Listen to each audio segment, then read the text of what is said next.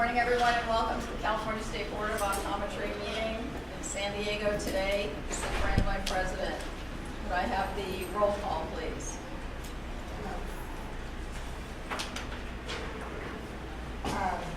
Ms. Brandwein? Here. Dr. Turetsky? Here. Ms. Michelin here. Dr. Chawla?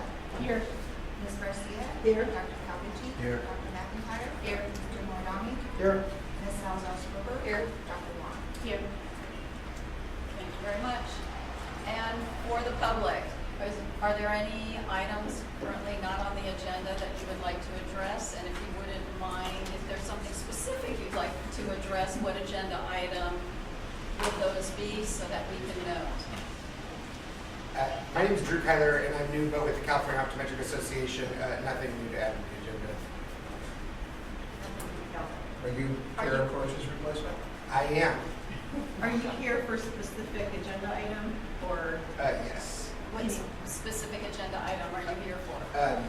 The discussion regarding AB 458 and AB 1467. Okay, thank you.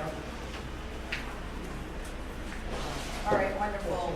So, thank you, and the record shows we only have a couple in public here, and if more come, we'll reach out. So, President's Report, agenda item number 3.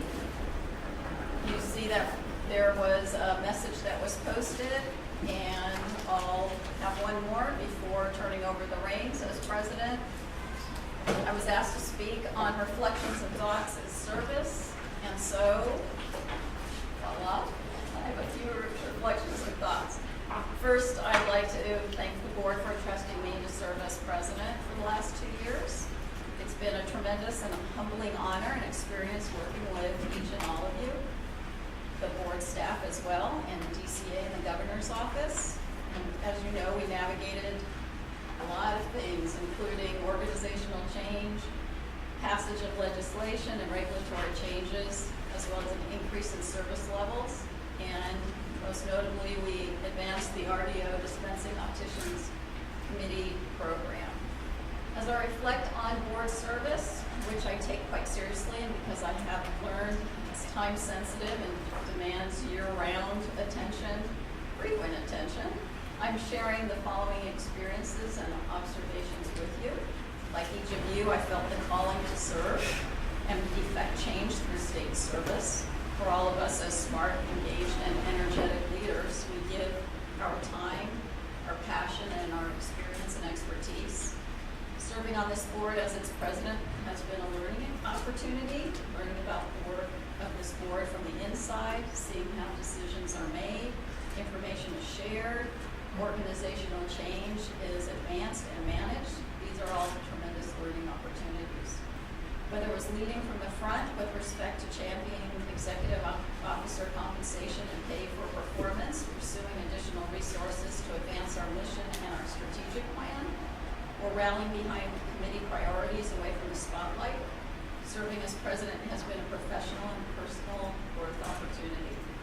I stepped outside of my comfort zone many times, learning new subject areas and addressing problems as we work together as a team.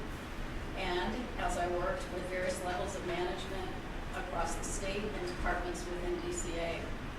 The service has provided a sharper understanding of the state system, the optometry and dispensing opticians, profession, and governance for the largest professional body of its kind in the nation.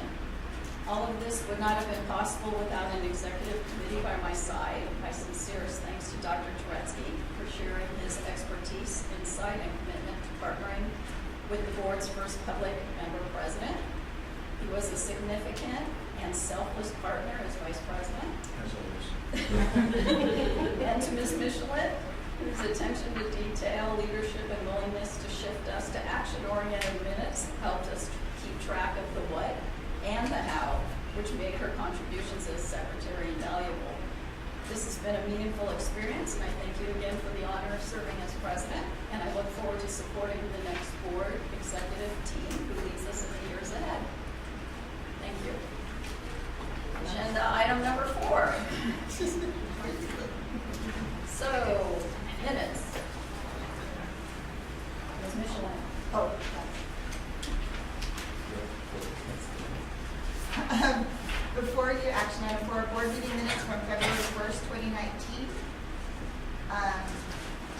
think you all had a moment to review.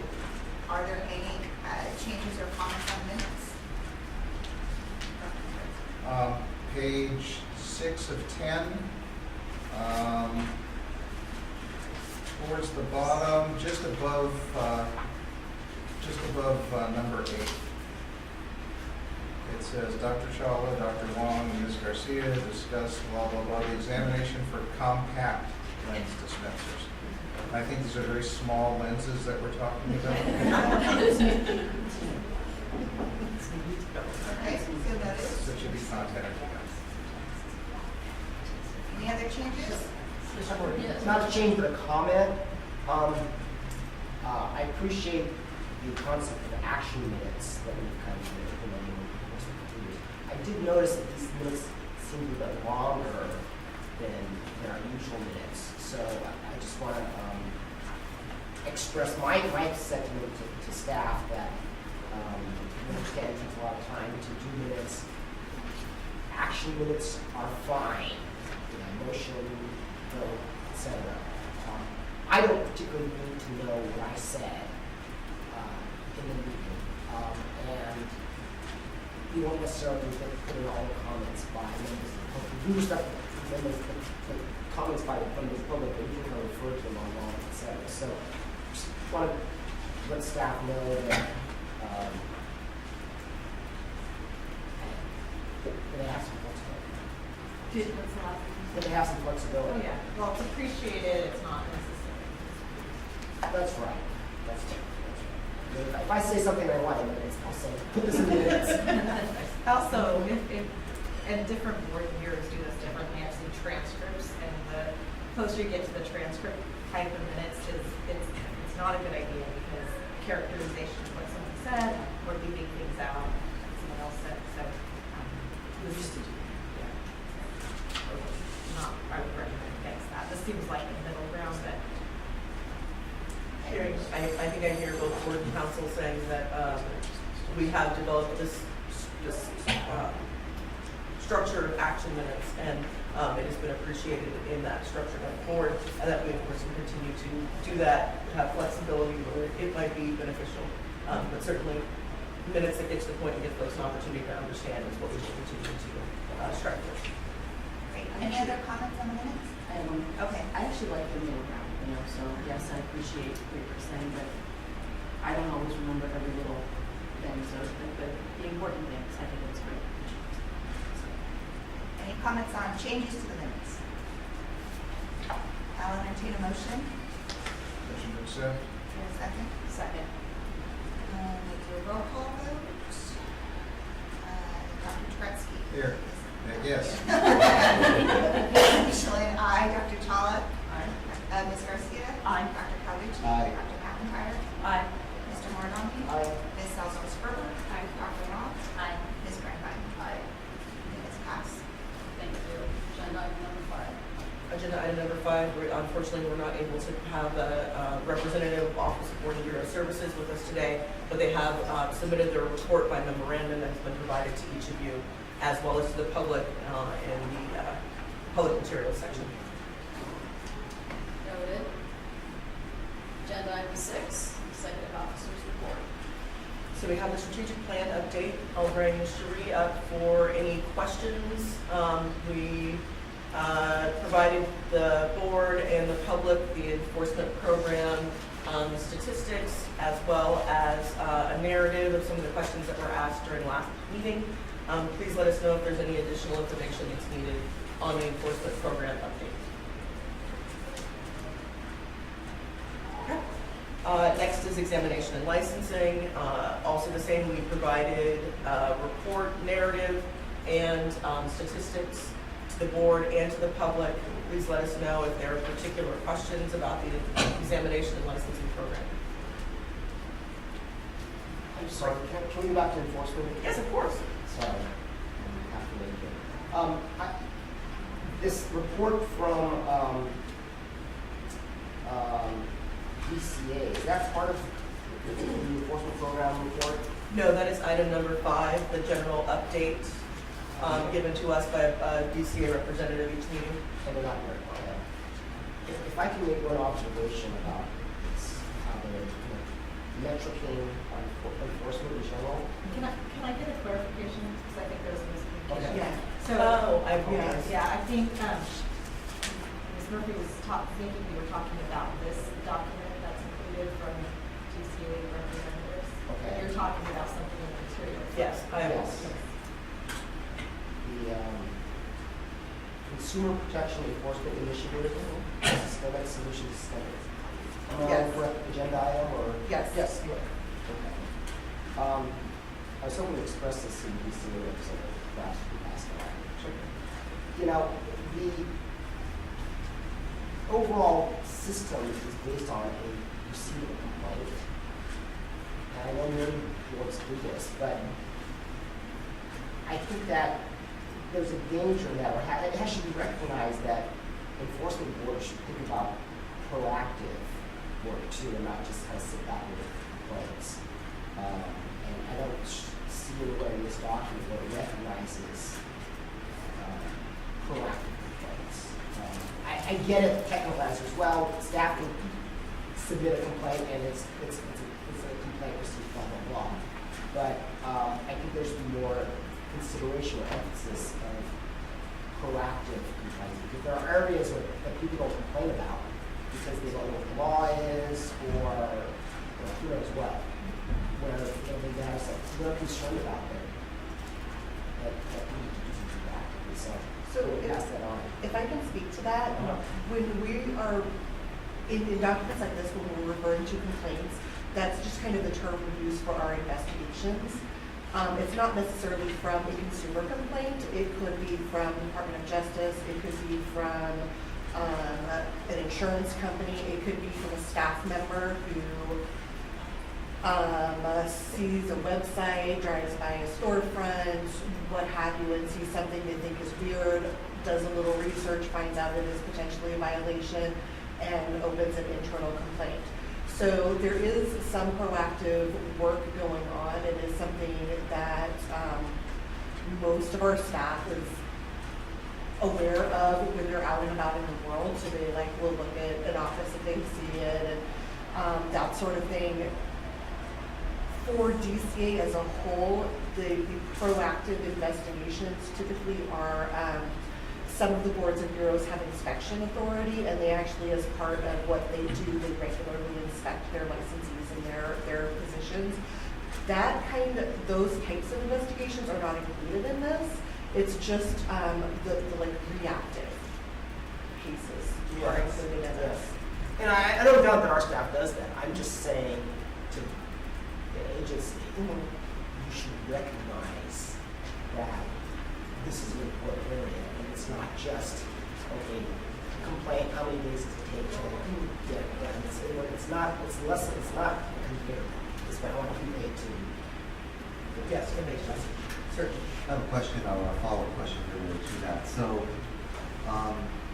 now knowing that there are additional things going on, is that something that could be in general included in the report? So that we just have, as a board, a knowledge? Of where the cases are coming from? Not necessarily where cases, kind of stepping up even a higher level to what types of enforcement preparation potentially are you doing? So as laws and regulations change, and so enforcement is therefore changing,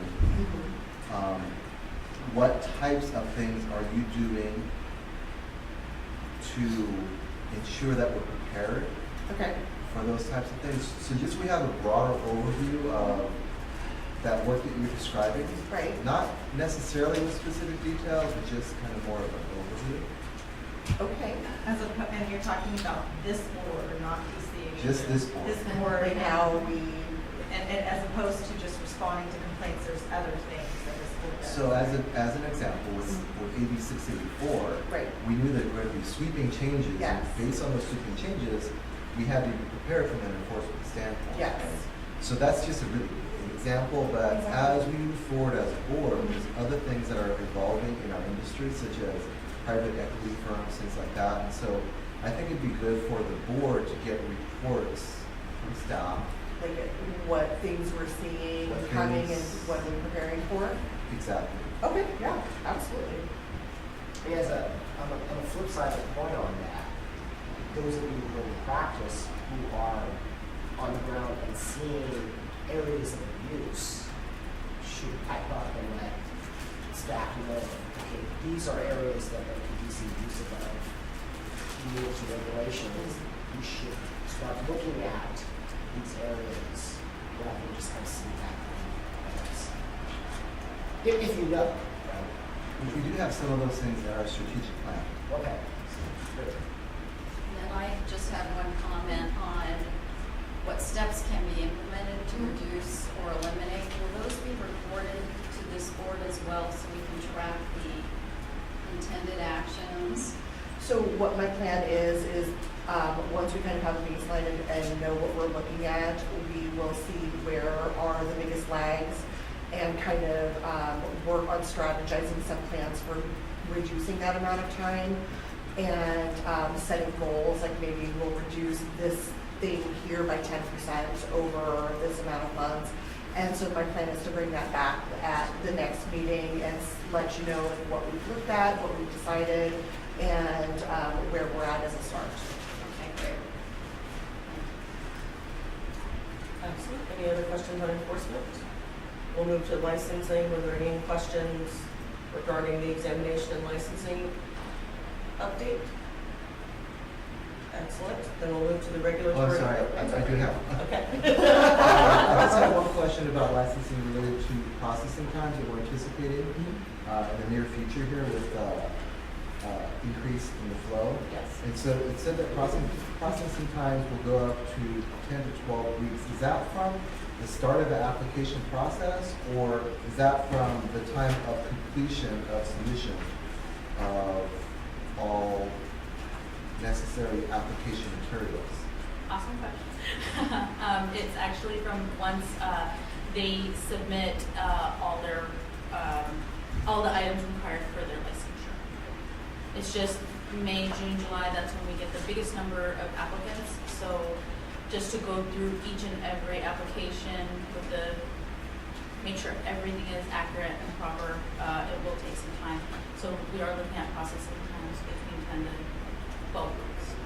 Okay, so for the applicants that are going to be coming through, I think it's important for them to understand that difference, because they might submit their application, as you know, really early and be thinking that the clock is starting to tick already. And then once they get that final thing in, they expect immediate action, Yes. which is not the case. So I think it needs to be really clear on the website that there's a processing time estimate. We thank you very much for that. That is something that we are looking at with what you recommended to do in our last board meeting with the FAQs. We have been going to schools. We've been very proactive in letting them know. We were at Berkeley yesterday. We let the students know processing times and how to plan accordingly. So we have been doing the initial step, but absolutely. Thank you very much for bringing that up. And because the camera's not able to see the name tags along the road here, how about we introduce staff, if you can introduce yourself when you speak, and then if you could introduce staff since the camera's not picking up who's with us today. Certainly. So we have Sheree Kimball, lead analyst for enforcement. We have Mark Johnson, policy analyst. We have Evan Gage, assistant executive officer. We have Jessica Swan, board liaison, and Arson Cassidy, who is our lead analyst in licensing.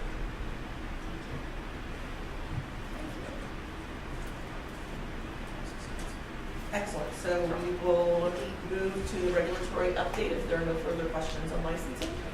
I have a question on licensing too. On the statement of licensure for our chef. Yes. How is this information being conveyed to the licensees about the change from branch office license to meeting the SOL for every location? We have been very proactive last year and beginning of this year by actually mailing individuals and letting everybody know when they call in, especially in January, February, which is around the time when renewals happen. We made sure to pull out the branch office license from Breeze, so that prompted a lot of phone calls saying, hey, why can't we renew? We need to renew. And we've been informing them to move forward to statement of licensure, and we've been explaining that as well. So we've taken a multiple prong approach to this because we know it's such a significant change. Apart from that, we've been very vocal on our website, on social media. We've been very vocal when individuals are calling in, apart from the letters and emails that have been going out from the board. So we have restarted our social media program. So with Sid's last president's message that was focused particularly on SOLs, we began using again our Facebook, Twitter, and Instagram accounts in order to also broadcast those. And we'll get to more outreach activities. We have in both mail and email, and then using our social media. Now, that's addressing the changeover from the branch office license to the statement of licensure. Having spoken with some of my colleagues over the past couple of months, I've discovered that many of these people don't realize they need a statement of licensure for their original location. They think that having just the license as an optometrist is the statement of licensure. So there's a misunderstanding amongst the optometrists. So that's, I think, something we need to also convey to these licensees, that you need a statement of licensure, not just your license to practice optometry. I would just say I'd like to look at that as a legal issue to see if that was the practice and what the statute exactly says. Because it's a little bit confusing. And it is, And yeah, I it is remember doing a confusing. chart for all the different requirements and licenses. And so, yes, I will make sure to connect with this person and make sure that it would be a separate statement for the principal place versus any additional locations. We used to, years ago, I remember when I first got a license in the state, we used to send out information, like general information, when your license renewal was up, which we do it online now. So if there's maybe something you can post somewhere in that process, because there used to be like a memo that came with your renewal that said, X1 is in type of license, if you do this, you need this. I mean, people still do it. But Another opportunity to give them that information. yeah, so if there's a way to,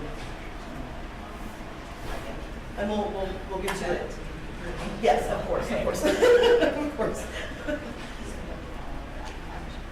Yeah. Excellent. Okay. Then we'll now move to the regulatory updates. That memo was also provided to the board and public. Do we have particular questions? Do we want a presentation on where we are? We wanted to use this update to set out and I think clarify some of the really good discussion that's been going on in the Practice and Education Committee around continuing education regulations. So we wanted to give you a first sort of look at some of the things that had been discussed during that committee that staff is beginning to research and further flesh out. If there are any particular questions regarding that, and then of course our most pressing and current packages, 2138 and 443. Which are part of agenda items 10 and 11. just Yes, so yes. everybody knows. So with the fairly large change that we approved for continuing education in 25 hours being able to be done online, are we waiting for the regulatory changes that we have to make, or how are we getting the word out to the practitioners, the optometrists, that that has changed? Is it effective now? So that is, I'm like, was there an action before staff got here? No, so that is one of the conversations being had in Practice and Education Committee, the potential of this regulation package on continuing education changing that online from 20 to 25. The current limitation is still 20, but within the Practice and Education Committee, there's been discussion about increasing it to 25. And so my suggestion, once we do get to those points, is following a similar manner, kind of what Dr. McIntyre brought up, is making sure that we have that word out and using multiple sources, obviously, to get out. And so this was essentially just a way for folks to kind of start thinking about the things that have really been germinating in PEC, and if there are comments or thoughts you'd like to provide to that committee, an ability to start thinking about that before we come back to you with regulatory language. Are there any other questions regarding the regulatory update? No, but I just want to add, I think Dr. Carucci had brought up for immunization programs to maybe make that part of the continuing education credit for immunization programs. And I don't know. Could be counted Yeah. toward the 50 if you indeed, okay. So that can be added to the list. Mr. Johnson, will make a note. Okay. We'll now move to the budget update if there are no other questions on regulatory. Okay. We have provided you statistics as well as a narrative. We also have available by phone our current budget analyst, Marie Reyes. If there are questions, please let us know how we can better illuminate the current budget situation.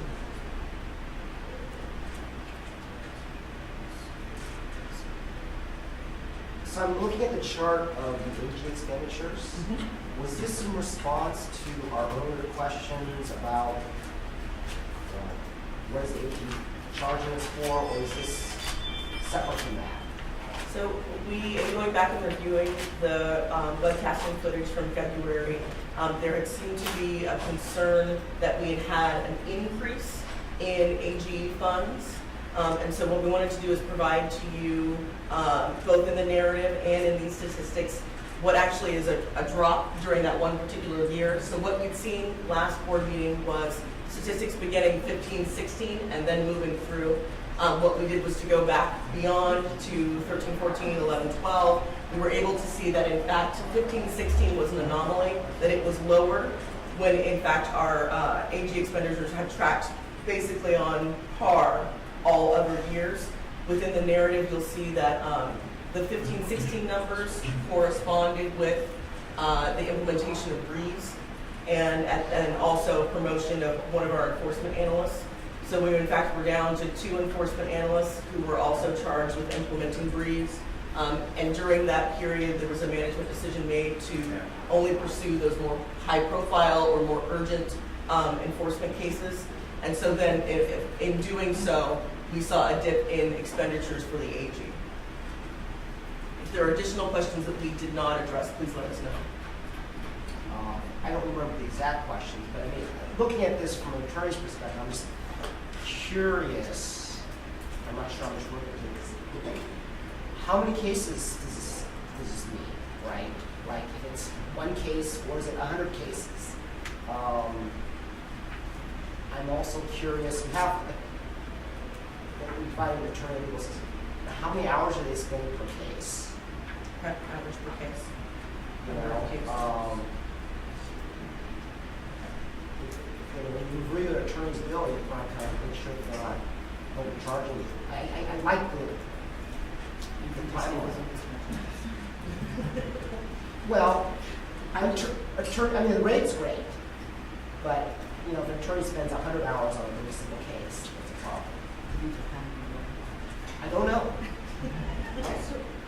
If I can speak to that, we actually get monthly billing reports from the AG's office that detail how many hours they spend on each case. Okay. And those are given to the analysts assigned to the case so that they can kind of keep an eye out if there's any sort of anomaly, like here's a really simple case and it should be very easy and you bill us for more hours than seems normal, we can ask questions and that sort of thing. So we do keep an eye on those hours. Okay. Yeah. I'm sure you'll let you know who's had 100 hours. There's also, they have to have detailed records for purposes of the discipline and asking for cost recovery. Yeah. So, and there are times where the ALJs and the board would adopt a reduction of those hours because they think it's excessive based on particular facts. So that's another check. I mean, that's, you know, ultimately they get paid, but whether it's covered or not.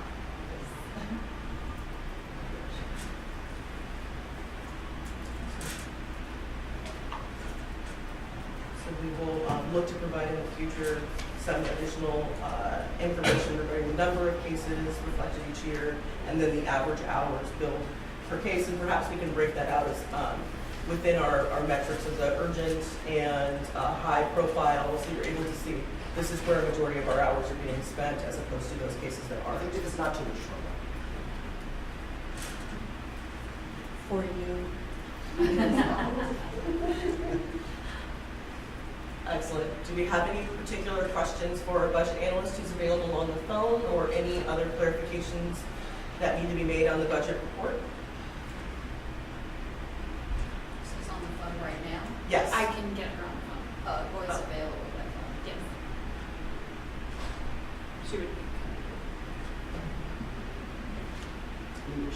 Is there anything like of concern in No. our budget? No, there is not. We are in good standing. We are meeting our statutory requirement for reserves and have continued to be thoughtful in our expenditures. We do not foresee budget issues that in near future. When you look at the fiscal year 11 comparison to 18-19, we moved from a 7.8% all the way down to 0.3%. So things are really better. Excellent. Then we'll move to the outreach activities update. Excellent. And again, memo provided to the board and public. I think just to mention, there was the question earlier of how we're communicating to applicants and the timeline. We did yesterday attend the Berkeley School of Optometry third-year class in order to walk them through that. April 17th, we'll be making our way to Ketchum, and then May 20th, we'll be making our way to Western University. Those are all Southern California, as everyone knows. If we have Southern California members who would like to join us, we would appreciate that. I think we had a good dynamic yesterday in Berkeley. Arsha, myself, and Dr. Wong were there for the presentation, and really try to make it interactive and answer questions. I think it went over well. We will provide them with the PowerPoint and some additional FAQs, but it seemed to be a good, yeah. You know, I had a number of students come up afterwards and say that it was very helpful.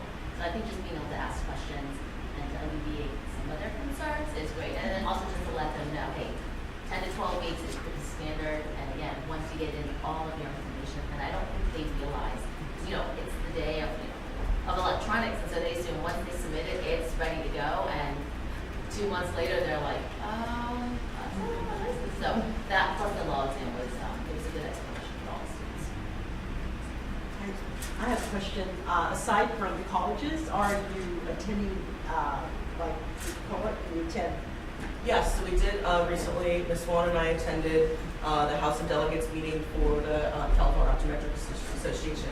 And we're available, we have time to speak in order to introduce myself as the new executive officer.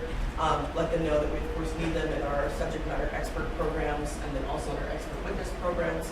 And then we had a booth where we were able to provide additional information. There was a lot of interest, several folks who want to be part of the board, and interest in attending additional sessions too. Because I think I need some help from professional.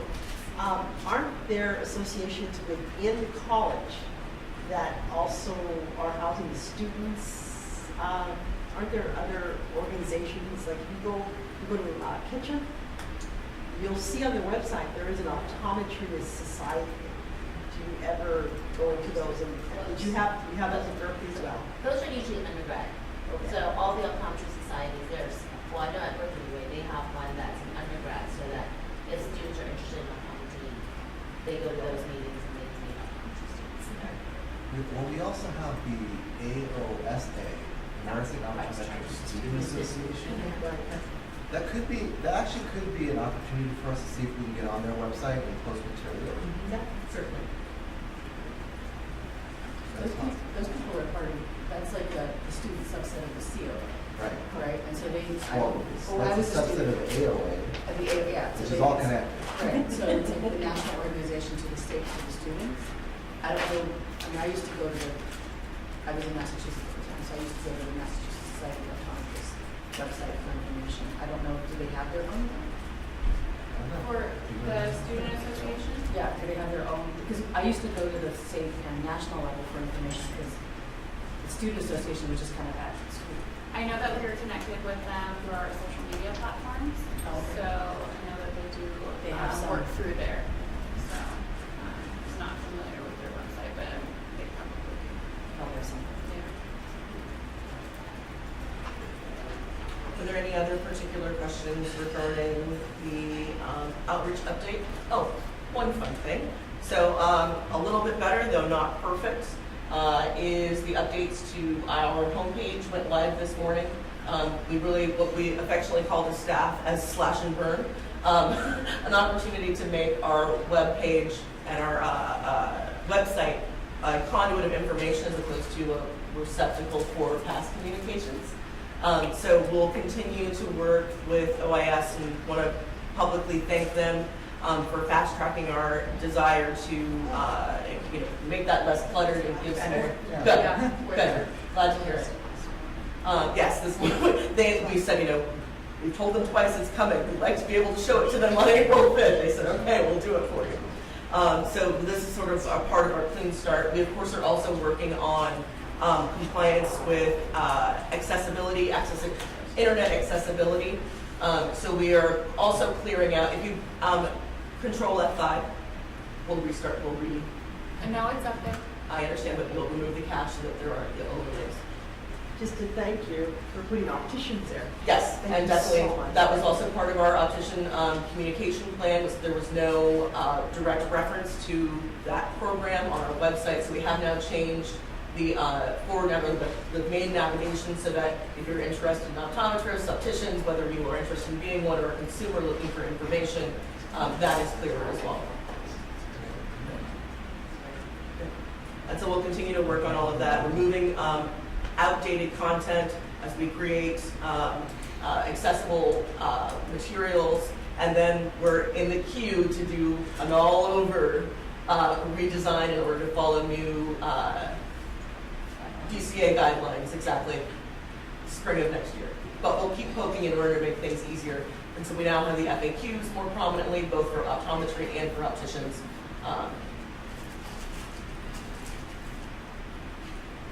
Are there any questions?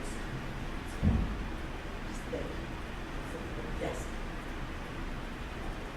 We had also talked about for outreach for maybe after the board, there was some of the larger optometry meetings, so that if there were those doctors that had questions, and that came up 2 years ago. I think maybe staff did go to 1 or 2 meetings in the past, and I think that was actually really helpful to a lot of optometrists, that they were able to just walk up to the table and ask questions. Yes. So especially with all these changes, it might be a good idea for us to think about maybe attending a few larger meetings so that at least can ask questions.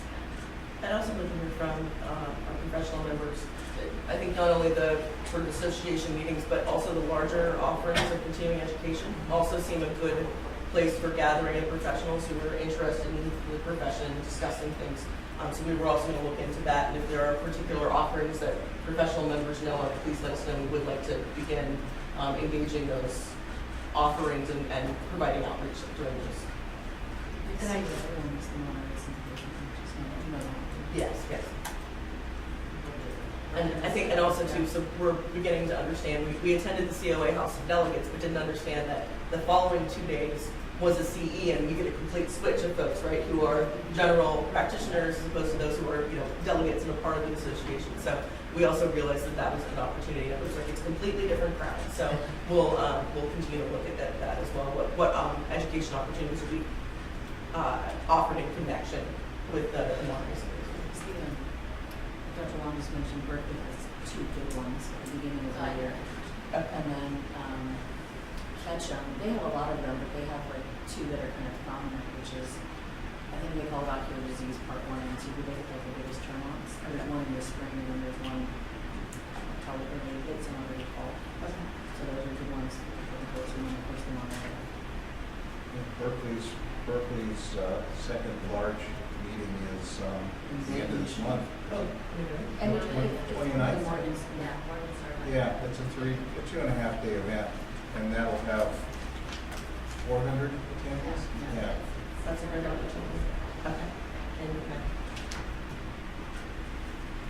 And I'm just curious at this point, do we integrate the opticians? Because they also have, there's one in Northern California, the abbreviation is CATO, and one in Southern California, the abbreviation is CISO. Can you remind me of the dates? I will. They're in my head, and we're working. April for CATO and June for CISO. When in April? I think it's the end of April. The end of I'll look April. it up. Okay, that's great. End of It's April. been in our mind with the intention of wanting to be able to participate. You'll see also in the memo that we're beginning to engage schools that provide optician programs. Right. We'll start in Sacramento, easiest for us to do, put together what our program will look like, and then begin to do a traveling show like we do for our optometry schools. Any other questions regarding outreach? Then that would be the end of the executive office report. I think unless there's any comment from the public. Did you comment from the public previously by or? So let's back up to any comments from the public on agenda items 3 through 6. Okay. So I- agenda. I missed your strategic plan update. I just want to comment Yes, please do. on that, and it relates to outreach. Yes. So, one of the strategic plan enforcement initiatives regards cosmetic licenses. Yes. We had a discussion of that in a committee meeting, and we realized that there may be limited things that we can do from the enforcement perspective. But I recall we had a discussion here at the board and prior to about linking to some really great videos that the FDA has about cosmetic licenses. That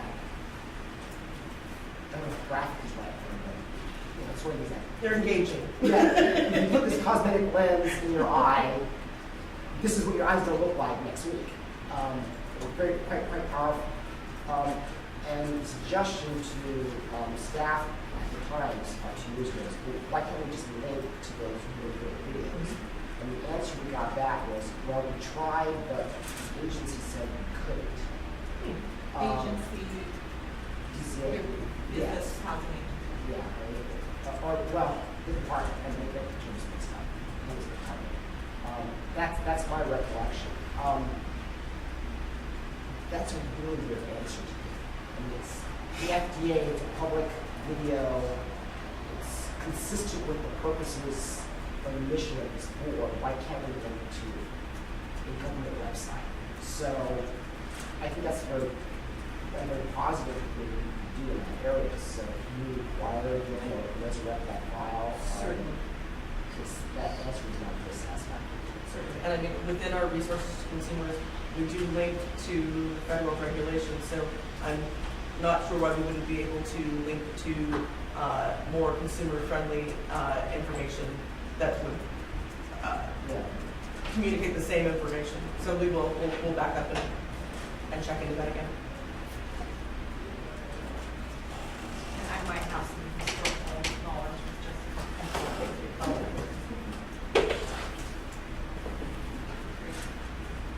Excellent. With, I'm just going to make sure there weren't any other questions on silence. Any other questions on 6? And again, any comments from the public? Okay. Agenda item 7. So the annual conference of ARVO is here. It's the 100-year anniversary. We're giving it an international flavor and flair with their invitee list. And I asked Shara to just speak a little bit about the agenda. And then if we would like to consider this year sending a representative to go with staff. And if so, what type of board member we may want to send and or leave it for the post-elections to determine participation that way too. But first, if we could hear about the agenda. So I think most importantly, and actually this goes to, I thought that Mr. Morgan was going to ask, sort of how we were going to address that. But part of, I think, what we are looking for as new staff is to have that better connection to other boards, regulatory boards throughout the nation, particularly on engaging in contact lens, sales, since that is a federally regulated item, how we can connect with other states in order to make headway in the loopholes that we've seen. We've been provided with the agenda. I think that at this point, they're still adding details. So I'm not sure that there's much to be said in terms of exactly what will be presented. But wanted to, in the interest of new board leadership coming in, discuss whether it made sense for a new president or a new vice president or a new secretary or another board member whose interests might be piqued by what limited agenda there is in participating. Do we have anyone who's attended before? You haven't? Do you have any thoughts about how beneficial it's been as far as your role as being part of the board? I think it's always good to have a board member. You know, I think the executive officer, your predecessor, learned quite a bit in networking, but I think it was helpful to have a board member also present to kind of support that role. And since you are also now the executive officer, and most of the people here are tenured to some degree, that would be helpful to go. And it's nice for them to see an actual board member and be able to ask questions from that perspective. As to who it should be at, I don't know. That's one of the questions I considered, but I thought it was very well. And I think our presence in general is good. Because we represent the largest group of babies in the country. So our absence is noted. Mr. Margot. So I have a suggestion. To divide the question up into two. One is, should the board member go? And then set up a process to decide which board member that is. Because we're having elections, who knows what the result of that is, who knows what people's schedules are, right? So it may not be the president, you know, it may be actually a non-exist. So maybe we should just set up a process as to how that is decided. Getting a list of people who are interested in it, and then have a subcommittee or something that says, you win. Well, I do think that ultimately it probably comes down to schedule. I personally have had the experience of attending a national convention with another organization, and what I learned was that it is really, really important to see what other organizations are doing, other states are doing. You get ideas, you bounce things off of each other. I think it's really important that our executive officer go, and quite frankly, I think the president probably is the default number 2, unless they can't make it. In which case, then you probably talk to the other executive team members and then, you know, I actually think the schedule will probably flush everybody out anyway. But I do think it's important to send 2 people. I do. It's Father's Day weekend. I know. I mean, well, you can't control the date they pick, which could be problematic, but, you know, I just remember thinking, oh my gosh, like, I had no idea you could do this. Or, wow, how did that work in your state? You got that accomplished? Oh, you increased your budget by, you know, $1 million. How did you do that? You know, just having that access to different people, and also, you know, all of those different regulatory frameworks across the country, you definitely start to see, like, ways in which to make things happen here. I would make one more comment in terms of, I retract my statement if I don't think like who should go. I do have a comment on that. I do think it should be a member of the executive team, just because, as you now know, how much participation did you have to do outside of what goes on in these meetings? It's a lot, right?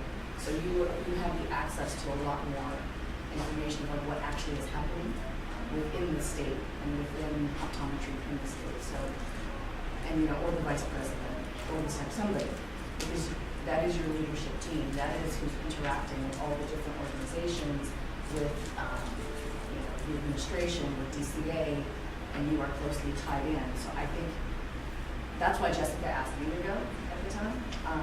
But I think any member of the executive team is probably a better choice than, not because another board member can't, but just if you're going to look for the best possible face for your board and the person who can probably best interact that way, I do think, as Maria said, the president is probably the default, or the vice president, or somebody who can doing that, because that was, you know, when I worked in any of those roles, I was definitely more up to date on all of the aspects of how the board is working inside.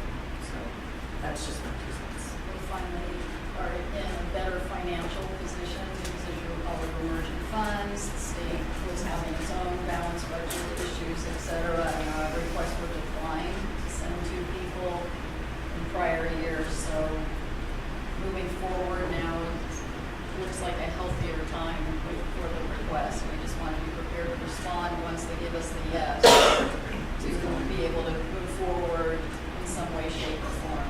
I was able to go, because we were declining the request for 2 people, but I was participating on an ARBO committee at the time. And so I got to go, and ARBO was like, yes, we want it. And so that was a way for us to get around that. So I would happen to meet the board president at the time too, so it kind of made sense.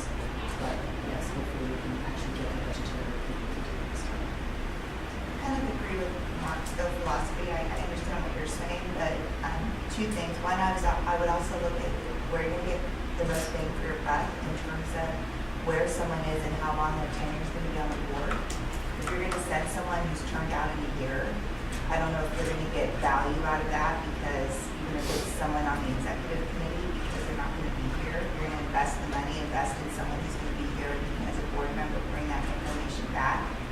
I don't think it really matters what role you have on the board. I think any board member, you know, who shows interest, whoever the new president is that wants to go, should be considered, because I think we all look at issues differently, and you just have to bring back that information. And we sent an executive officer last year who wasn't even on staff here anymore, and you know what, we didn't get a report, so we spent that money about our budget and really didn't get anything back. She did a report after. Yeah, but I mean, I think that, you know, I like Mark's perspective. I think that having a process that people want to throw their hat in the ring, I think Maria's right too, that it's the middle of summer, I mean, in Missouri. So, I mean, I think that, I just think that, you know, absolutely the executive officer should be there, and then I think that whoever the president is, hopefully whoever that is will have an open process and transparent process that any member who feels like they could contribute in some way, that their voice will be considered and their voice will be heard. Any other comments from board members? No, what I just want to say, yeah, I like that, include everyone, because everyone will benefit from that too. And this is a national, I need clarification, national board that looks at the examination that is being provided to the optometrists, correct? This is an association of all of the regulatory boards throughout the state. So they send representatives from, each state sends representatives from the regulatory board, and an opportunity to share ideas. Share ideas, and then they're also looking at the national exam as well for optometrists. Correct. Is that correct? With an argument? That's one of the objectives as well. And then did staff have comments? Well, just that we did get denied. So when we initially sent in for 2 people to go, and we did get denied. So that once this is determined by the board, if you guys determine to send 2 people, then it is a additional request to make. My understanding is, reading this, if you register by a certain date, the second person you're just paying travel, not registration fees, correct? Correct. Yeah, and then also that a similar date, it's in the middle of May, then you get the like hotel price for the conference price, whereas it's the 4 Seasons, so I don't know how much that would be if we don't get the May, hotel price. So those are the things that I wrote on when we requested for, or when we started the request. So it's just determining what the board would like to do, if they would like to send a second person. And maybe the second request that goes in, we can take a look at it to enhance the rationale. Sure. The history, et cetera. I think that would be terrific. Any comments from the public on this agenda item? Yes, if you could state your name, step forward. My name's Pam Miller, and I sat on this board for 9 years, and so I did go to a number of the ARBO meetings, and prior to that it was IAB. I think it's absolutely critical for the executive director to attend. There are separate meetings for executive directors to meet and to coordinate with each other. Typically, the people who go to that meeting are ODs and not lay members of the board or other professions, although they're certainly welcome. Anyone is welcome to go. It provides a huge amount of information. So you have other organizations that are presenting, like the Veterans Administration, AOA. So you have a huge number of people who are presenting, including your contact lens organizations, etc. So in that short period of time, it gives at least your executive director and whoever attends a tremendous amount of information and the ability to interact with other organizations and find out what's going on. Many of the ODs that are there are AOA members, many are Academy members, many have worked with COPE, and so it gives you a tremendous amount of information. Also, Dr. Yu, who was on this board, I believe is termed out. It would be very nice if this board was able to acknowledge her dedication and time that she has spent not only with this board, but also with ARBO. That's a very rare position to have been the head of ARBO, and particularly from California, because California has been very negative about sending people to ARBO. So this is an opportunity for California to step up and to shine a little bit and start making a name for ourselves and not be viewed as the Californians who never are there or who never represent a large percentage of doctors within the country. Yeah, but didn't realize, I think I was aware that she'd been on the board, but I to serve for so long, I did not know, yes. And she has been involved in ARBO actively. She's the, she works with, Okay. she used to be an optometrist at Kaiser, and then she moved into a managerial role. She's the director of the business management. She got into the, in that role, she's a, so that's who she is. And she's been very, representing California at that level. So I have a suggestion. Is it a motion? Do you want to do a motion? I'll make a motion. Okay. Mr. Cardone, your motion. Piecing things together. With the sentiment that the priority should be the executive officers, I guess, working with the president, can we delegate whoever's the president and whoever's the vice president to work out who can go, or who will go, and just kind of go down the list. And if none of the executive officers can go, then we can delegate the president, the vice president, another member of the board to go. So is your motion Yeah. to approve an expenditure for 2 people to go with that, Right. to approve the expenditure, Yeah. and then just for Let's clarity, start with for that the first. Let's just start with that first. Let's go through 2 motions. One about it, going through the process. And what I'm hearing is to send 2. Why don't we have that standalone, and then we'll talk process next. Pardon? Yeah, a board member. one, I think you should do that. I just want to say, you just make one motion to approve the expenditure for 2 people, and then delegate to the new executive team the ability to choose who goes if the executive team is not ready. So that kind of includes. But let's specify the EO, because we definitely want the EO. Well, in addition to the EO, I mean, you can use that. You can do 2 motions, or actually, a lot of these. I'll make a motion. We don't have I withdraw my motion. Do you want a friendly? I just want to make a motion that we approve to have the executive officer and 1 board member go to the AVRO conference in June, and that it's at the discretion of the new president to decide who the board representative is. This one's small from ARB. I don't care, fine, all right. I don't feel good, just let's go. That's my motion. I'll second that motion. Yeah. Any discussions from the board members? Public discussion. I'm sorry again, I just wanted to make certain that you're aware anyone can go to this meeting. So if the state board pays for 2 people, that's fine, but any person can attend on their own dime. Thank you. Okay, so we have a motion on the floor. Ms. Call. Dr. Turetsky. Aye. Ms. Michelin, aye. Dr. Chawla. Aye. Ms. Garcia. Aye. Dr. Pavlich. Aye. Dr. McIntyre. Aye. Mr. Mariani. Aye. Ms. Salzar Sperber. Aye. Dr. Wong. Aye. Ms. Grant. Aye. Motion carries. Okay, why don't we take a 5-minute break while we're also going into closed session, please?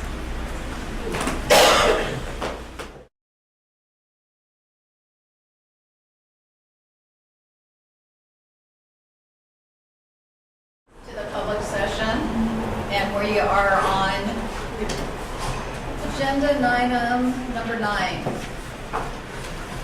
So we'll start the committee reports, please. Ruby and then Ms. Garcia and the dispensing optician report. Thank you, and you have the memo there. I'd like to get some feedback from board members on the first, if we can go through that. We discussed in the committee about unregistered population. And the reason why we did, as we were working on the disciplinary guidelines, we found that as much as we could, there are still registered opticians that may be going through the board's review for some disciplinary action. If they were registered, then they would take the option of, I'm going to go to an unregistered, still practice, and just completely walk away. And so that was one of the reasons why we were concerned about the unregistered, that was an option. So what we're asking the board, would you see it possible where it would benefit that we do an occupational analysis on the unregistered population? We know what the registers are going to be about. We have those occupational analysis going through at this time, but we want to find out from the board, given that the possibility of some of these things happening. We also discussed that there could be opticians coming from other states, could maybe, for example, have a felony and just not even register and go and work for an optometrist where there's no need for that. There's that possibility. And again, all the unregistered, what is going on with their lives? There's no way the board would have any sort of authority if they're practicing if something were going on in their life. So we have those concerns and we want to find out what we do. To have an occupational analysis on the unregistered population.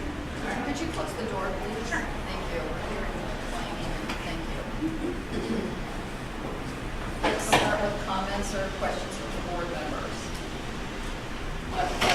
So many years ago now, I do recall that there was discussion about this. So I wonder if staff can research whether or not there's really been an occupational analysis or any research that we had done in the years past. Because I know this was possibly even on our strategic plan sometime more than 5 years ago. I don't know exactly when, I just recall discussions around it. Dr. Carlucci, there was some research done in 2012, and then there was additional board discussion in 2015, but it's really, really scattered. So there was no detailed information? Not that I found so far, but we're still going through it.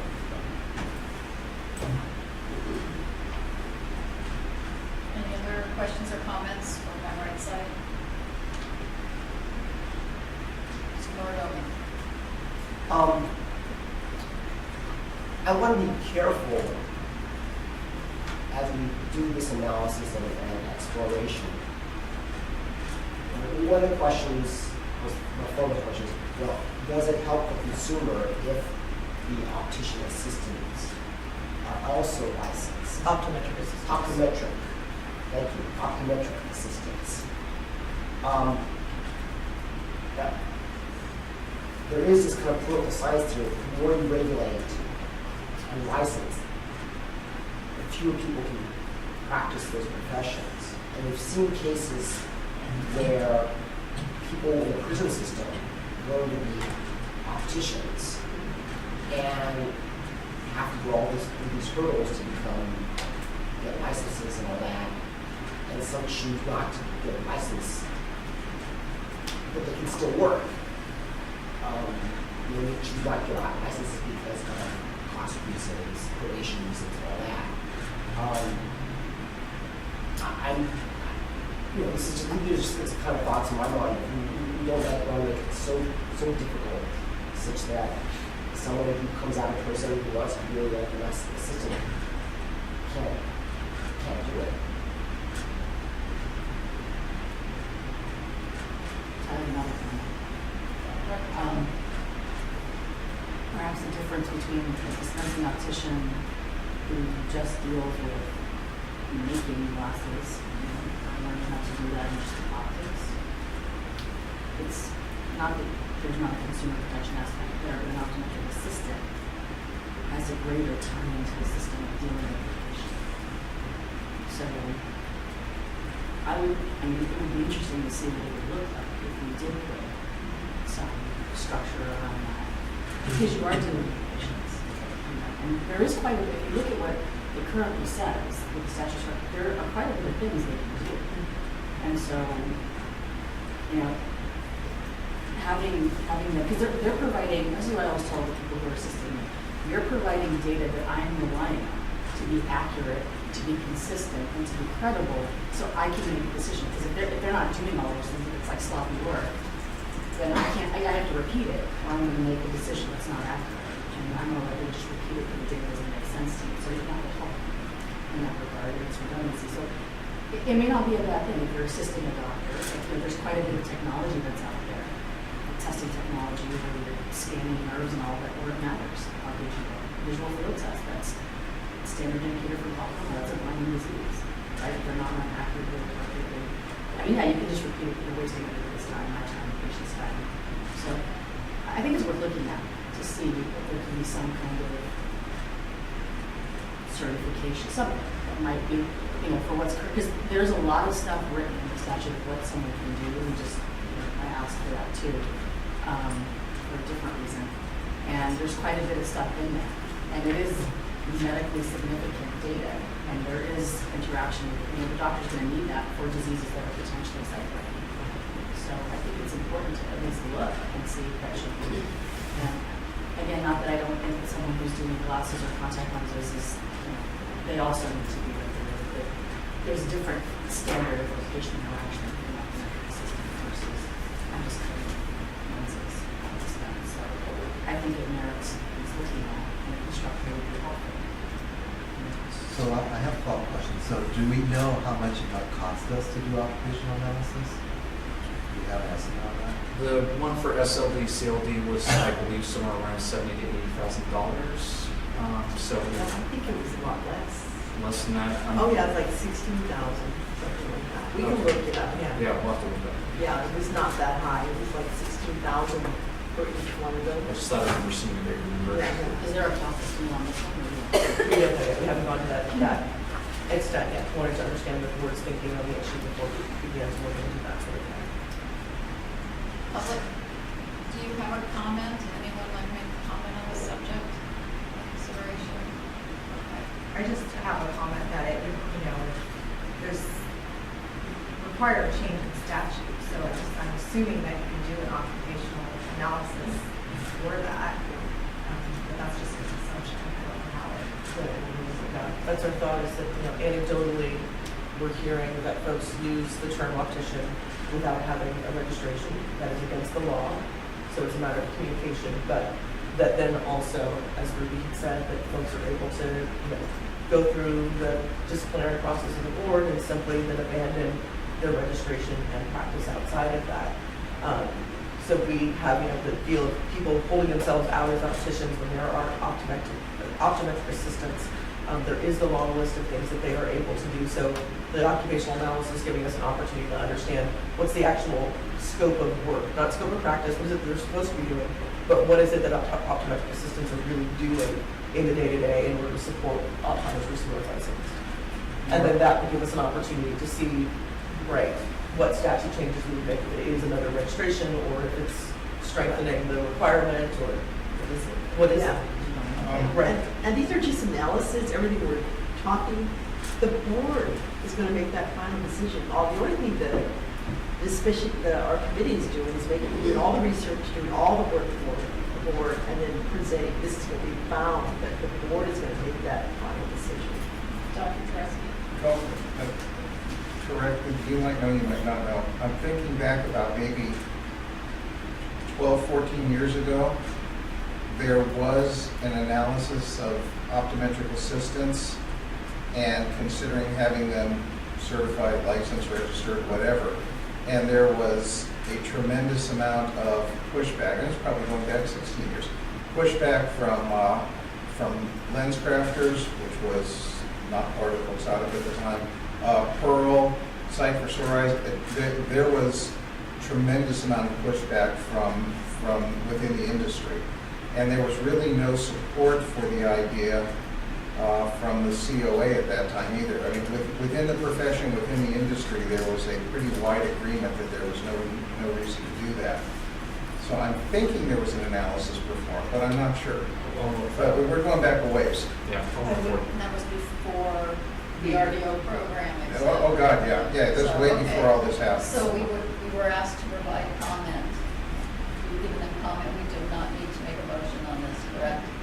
Okay. Just making sure. So, I just wanted to jump in maybe with your question. According to September 22nd, 2017, the memo to the DOC about the OA for SLDs and CLDs, the SLD occupational analysis estimated cost was $52,848. The review of the national exam, ADO linkage study estimated cost was $27,920, so it's right about 80, and then the costs were similar for the CLD. so that's a total number. Okay. I thought you meant individually. Okay. Thank you. So that's go with that. So all the comments Okay. are in. So good. And then on the second one, I do need, Rita, your help with that, the implementation of Assembly Bill 2138. Yeah, you commented, the DOC went through that. You know, any further comments on that? We're first, so to summarize Oh, your summarize first first, one, okay. in the direction of the board, we are interested in learning more and gathering more information and bring all of that before the board so that we can have a more thorough discussion specific to this particular job function and duties. Okay. So now, the second part of this, So you have on your list of how will this help consumer protection? all of that is. That's what I That's what want it's to grounded know. in. It's Yes. all consumer protection. Is it worth it for consumer protection, or are we just?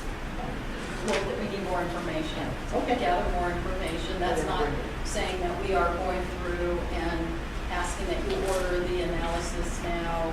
We just That will take a need more, DCP. yes, we need more information and tie it to what are the roles and responsibilities, how does it apply to the mission of the board, consumer protection, et cetera. That's what you're hearing from us collectively. Okay. Now, on two. So on two, I could just briefly say that the DOC committee, the opticians have their own regulations related to 2138. So at the meeting, there was a thorough discussion about how those regulations should or need to be amended to comply with 2138. And they made their recommendations to the board, and that will be covered in the next agenda item. So then that comment ties in with our third updated discussion of the guidelines. We spent quite a few meetings talking about it, being very thorough about it. Still, in our future meeting, we're going to have more, staff is going to bring in more research for us. And that's where we're at on the guidelines, unless you have anything else you need to say about that. Three, updated discussion of the draft of the disability guidelines. Okay. So the final point is we have always brought a priority. In all the discussions, we want to reset the priority. We could see, and I would like the board to tell us if this feels right for you. You can see we want to continue on the guidelines. It is just a priority for us. And research the unregistered population we just talked about. We'd like to do that. And address for statutory mandated charge. That's something that we're going to do. I want to see if you all agree with that. We also want to continue working with the committee with outreach And lastly, we also express an interest, always also looking at the budget, looking at what we are being charged as opticians. The charge is rather high. When you get done with, if a person is dual licensed or dual registered, it comes up to $700. And we felt that that was rather high in comparison to a doctor's registration. We will look at the budget, because if you're considering changes, that's going to affect the budget. We do believe we have some other ideas how to maintain that budget. Okay, got to be very careful about that budget, but we still think the fees are very high at $700 if they decided they wanted to pull registrations. So how does the board feel about this list here? Comments from board members? Mr. Morgan. I'm impressed that you have this list. I can't speak as to the priority. I had one other kind of, maybe another issue that I wanted to throw out. Since we've become obtained jurisdiction over opticians, we've seen more disciplinary cases come before us regarding opticians. Disciplinary cases or licensing cases. And in a couple of cases, I've seen opticians say, in reaction to our standard probation terms, 3 years of probation, I have to pay how much? That's a quarter of my salary. I can't do this. And so they can't, so they don't accept the probation, right? I don't know where I'm going with it, but I'm just wondering whether we need to kind of consider the length of the probation and not necessarily just say, well, it's 3 years for optometrists, therefore it's 3 years for opticians. I understand our interest is in public protection, but the work is different. And the punitive nature of the cost is different too. It's just an observation. I don't know what the committee does with that. And that's It part of has our been, the committee has been vetting all of the disciplinary, taking your disciplinary guidelines and then changing it to fit to opticians. And at the end of the disciplinary guidelines, you have, for this violation, what is the minimum recommended penalty? And so they've edited that. Eventually, they will bring that before the board for you to discuss that as well and give their recommendations. That is being considered. Are there any other comments? Because I do want to, I believe at our last board meeting, Dr. Covich, you brought up that you'd like us to add on. And I don't know if you want to comment more about that. You want us to add on something about doing analysis about random law exam, maybe we're sit back and what priority is that. Well, I think a law exam for opticians would be a great idea in light of all the disciplinary cases we've been reviewing anyway. And if it's cost that's an issue, so is it fair to make someone pay a quarter of their salary for probationary costs? That seems a bit extreme. I would rather have the board prorate the cost, but keep the 2 or 3 years. I wouldn't want to shorten it just because we don't want the opticians to have to shoulder too much of a financial burden. So I would, if that's an issue, I'd rather us prorate the cost, but maintain the probation. That's what's pretty expensive. But I think the law exam would be a great idea. And where would you like that place? Given what you see the list here, where would you like? Where would you like that? Let's put on the list, Jim. Okay. And again, that would be regulatory changes. Right. And we are anticipating having that conversation. It was something that we discussed during the last committee meeting. I'm sorry, did I say regulatory? Statute. Because right now, statute does not require that. Right. So we are, in getting back the results of the occupational analysis for both SLD and CLD, we believe that that can also give us some information into what's being tested and what we could do in order to supplement our requirements. So that will also give us additional information and insight into how we might move forward in that. Any comments from the board on this committee report? I'm public, sorry. get this stirred up. All right, so let's go ahead. I just want to commend you for all the work you've done on this board, because you did a phenomenal job for everything you've done. Thank you. So practice and education, Dr. Chawla. So at the last meeting, it says 39 in parentheses, but we approved 32 courses out of 34 presented. And there were a couple, of course, that were lacking information for us, so we did send those back to the submitters with information as to what they needed to do to get the courses approved. We had a fairly lengthy discussion about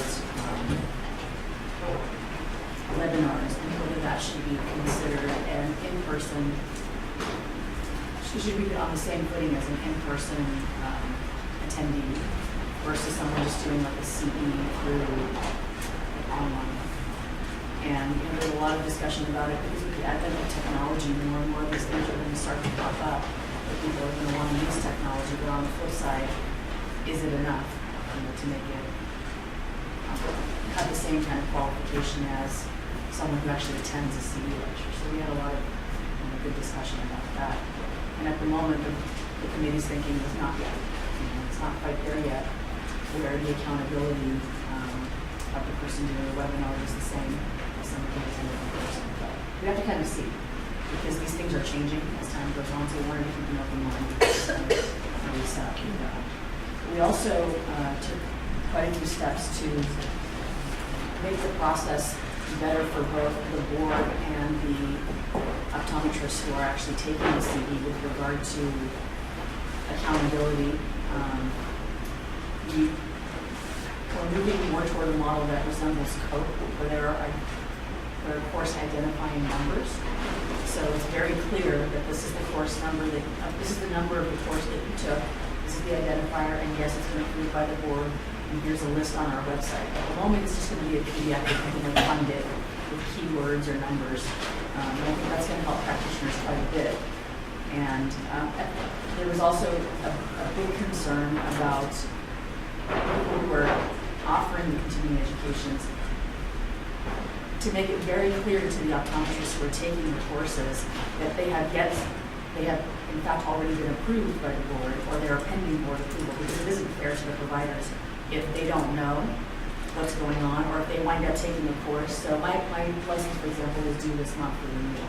So if I took a course that I think is board approved because that's what the provider told me, but it's not, and then I get audited, and the board says no, no, no. So I think I have my 50 credits, in order to renew my license, but I don't. So we're trying to kind of make it very clear for people so they can understand what's approved and what's not, because that has come up. And that'll require some changes statute. So the change is going to require a change in regulation for us to make it mandatory for providers to do that. But we are definitely encouraging the people who are providing the CE that make sure you're doing this because your optometrists deserve to know whether the courses are approved or not before they submit them for renewal to the board. So those are kind of the main points that we discussed. Most of my committee is right here, and Ruby is over there.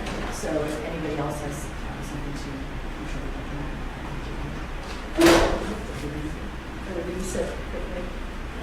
Staff, just to mention that with the changes in the website, our new tabs, we have listed those courses that were approved in March. And we'll continue as we started with the new numbering system. So from here forward, we will list on the website in a PDF and hopefully a more sophisticated system in some way, or eventually in some way, those courses that have been approved by the board in this year. And we really did the COPE models, people are very familiar with it as optometrists, so we're trying to kind of emulate that because that seems to be like an industry standard, so to speak, in terms of how people look for their courses. And so that's kind of where we're trying to head to make it just easier and a more unified approach to continuing education. Any comments or questions, Ms. Moreno? I apologize, so this is the last meeting, but on the pending approval issue, right? Isn't there an additional safety valve to staff level? So if you are audited, and let's say you're taking a course and it was pending approval that we then keep rejected, I would hope that staff in its audit or enforcement isn't created a waiver award against you and takes that into consideration and says, oh, gee, this was not approved, sorry, you don't have to take another course again. I think that our tracking, My course. Yeah. I don't want to deal with that. I don't know what this I'm is. not sure that our previous tracking is sophisticated enough to allow that. And part of the need for regulatory change is that there isn't enough specificity about what should be on the certificate that is given to the attendee. So that we often get certificates that don't have searchable information, much of anything, pending board approval. Yeah, pending board approval, and maybe a name that doesn't actually even relate to the course content, something cute as opposed to something informative, and then no mention of who actually gave the lecture. Right, like in the past it was, oh, we would approve the whole symposium. So, right, this way it's each individual course. The providers can list the approval numbers, so it's easier for the doctors to know which is approved. It's easier for staff to look things up. So I think No, we have to do that board, anyway. yeah, across the board, it's just it makes it better. And I hope the reading me is not really great. There are titles like that, and most don't know. Any comments or questions from the public? Yes. I just had a question. Several years ago, this board did approve for continuing education credit CME Level 1 and Osteopathic 1A. And I don't believe that I've seen anything coming out from the board indicating that that's approved, how much is approved, how a doctor might go about receiving that approval, et cetera. So I would ask that your education committee at least look at this issue so that it's clear to any optometrist who is looking to include CME Level 1 or Osteopathic Level 1A in their continuing education requirement, what they need to do, what is approved, what's not approved. It would be very helpful. All right, and we'll, there's one more, yes.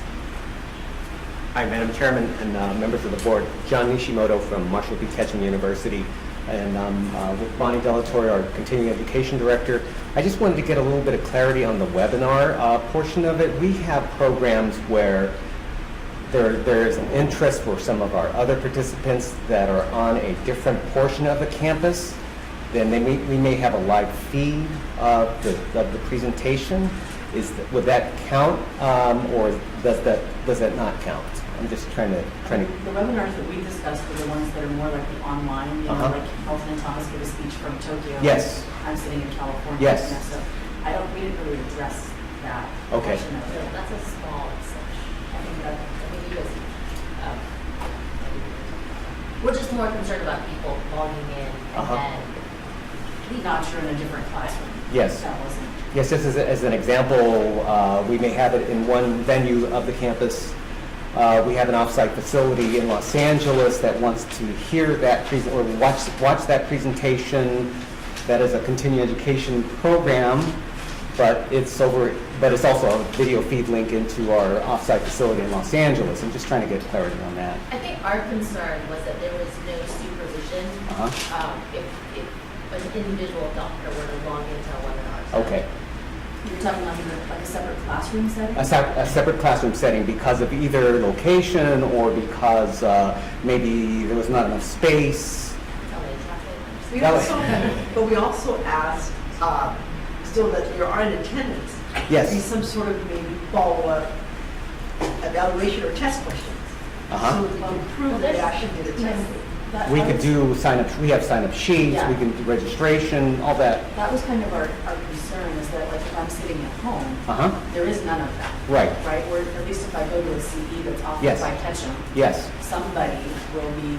There to monitor registration and monitor that. Because you guys still make us sign in and sign out. That is correct. Yeah, so if you're signing in and signing out. Yes. That's kind of our concern versus a practitioner who's sitting at home. Yes. And has no Okay. kind of Sure. accountability. And that's definitely, okay, so the accountability index is. That was the thing. So if you have a sign in and sign out sheet, I think that.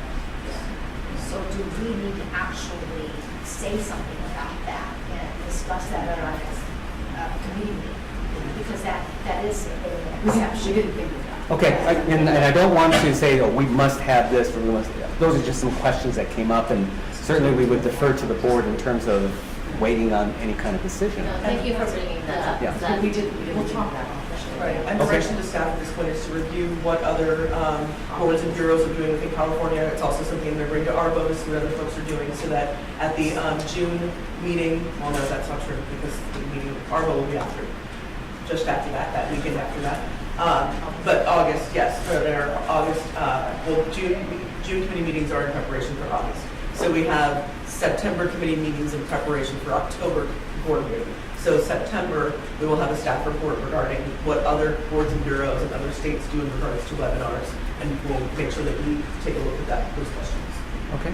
Thank you. We'll hold off on any of that right now then. No, nothing. So my additional add to the further discussions is making sure that you assess live webinars versus recorded. Because We're talking about that could be another layer, different layers. We need different classifications. We still kept coming back to kind of, like, again, we didn't consider, that there was no, whether it's live or not, our concern was, and so you're, you tell me what you think. If it's a live webinar, but I'm at home, like, we were worried about the accountability, right? Versus what he just mentioned, where it's a live webinar, but Ketchum, he used to call me SCC. No problem. Ketchum is actually monitoring the other site too, right? Maybe it's not Bonnie sitting there, but somebody else is sitting there. So that was kind of our primary concern, not versus like, recorded versus like, is there an accountability? Because, I mean, just saying this from a personal way, but even if it was recorded, if someone's making me sign in and sign out. Well, even if you're at a CE in a room, We talked about all you that. do not have to pay attention, so. No, we there's a lot of talked about different- all of those things, it's just that there was at least some ownership, like, I use review of optometry as an example, I mean, actually, I think Bonnie's just a strict, you can't sign out. They won't let you leave 15 minutes, so yes, I know you can tune out, but you speak. But you're forced to sit there You still. have to stay there and engage, and they do, I've gone to, where they're like, people are looking that you went to the bathroom for 2 hours, they kind of, things have been told to, so I know that there's more accountability, that's what we were looking for the practitioner to actually be present. I mean, whether they're paying attention, I can't. So maybe we could just have different standards for different types of CE. So as an example, right now, a lot of the ones we do are related to the text, so maybe we could. Right, we were talking about that, but similar like, to that. right, so if you wanted to count it that way, we were looking into that as well, that maybe there's a test, like there's transcript quality, that kind of thing. So we did have that, we're just continuing that discussion. Because we do want to make it accessible, we realize it's hard, for different reasons for people to get where they need to, and plus if we have the technology, why not use it? But just to kind of make sure that there's some ownership and accountability for on the providers, who are actually taking this. Good discussion, yeah, good work. Thank you. So we'll move to agenda item 9C, and Ms. Michelin, if we could get the legend read to me.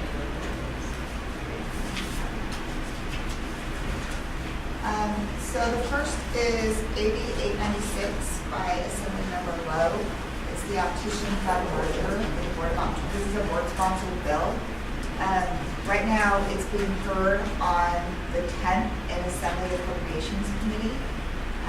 So we are asking for the full board to take a support position on this legislation. Do you want to just do it one by one to take the vote on it? Okay.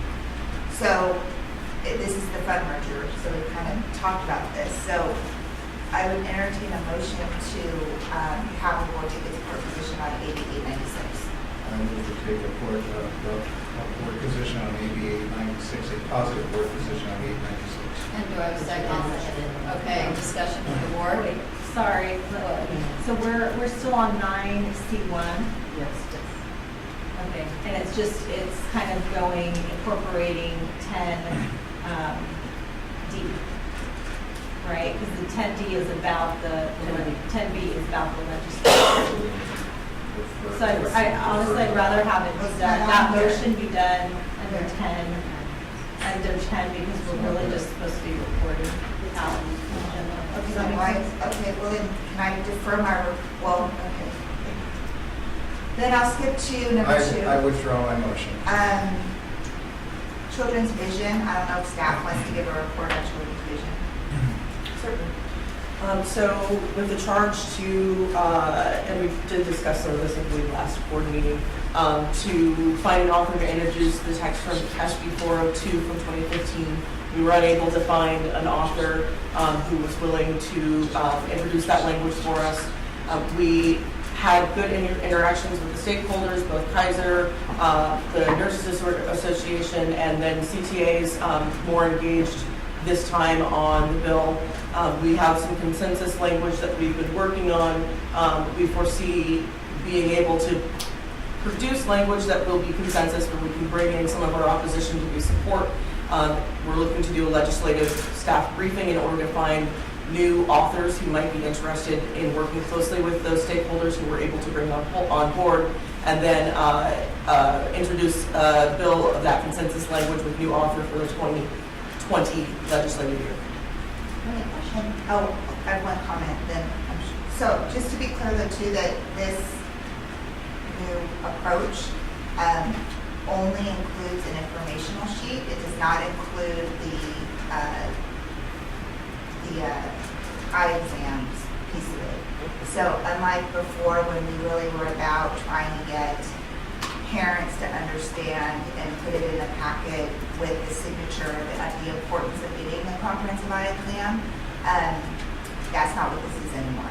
So all it is a piece of paper that parents can just kind of go through. It doesn't, hopefully maybe it's a first step to that, but I just want to make sure everyone's clear that it's not what we talked about in years past in terms of our vision for what this bill would eventually become. I want to add a comment to that. So related to where we've been in the past,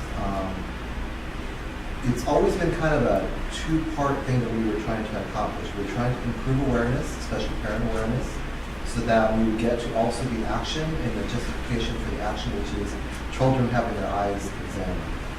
And based on the past and the opposition, that is a big change in the flavor of what we were discussing now, and we're more leaning towards the awareness aspect, and we're looking at the awareness and education aspect with the desire to improve that, and therefore hopefully improve parents and guardians to make more of a decision to be proactive with the action. So the action piece that we were trying to achieve in the past, which is really almost to the extent of 402 is mandating children get their eyes examined, we're being confronted with such opposition. That's why there's this change in flavor. And we've heard from the school nurses organization, who's boots on the ground doing vision screenings now, that they believe that there is a need for better follow-up, that nurses are in fact sending out the referral forms, but that there could be better ways to connect parents to those services. So even something like looking at how we're doing in-home certificates, or how we did residential care facilities, that maybe it's a matter of approaching this in that way so that we're able to bring optometry resources to students so that parents aren't forced to go out and find them and be less likely to bring their children to. So that was actually one of my questions. And my other question is, so I know a couple of the opposition pieces, the Teachers Association. So I don't know what happened, but in the past, they weren't opposed to it, they were neutral. So I don't know what happened to have them be opposed, because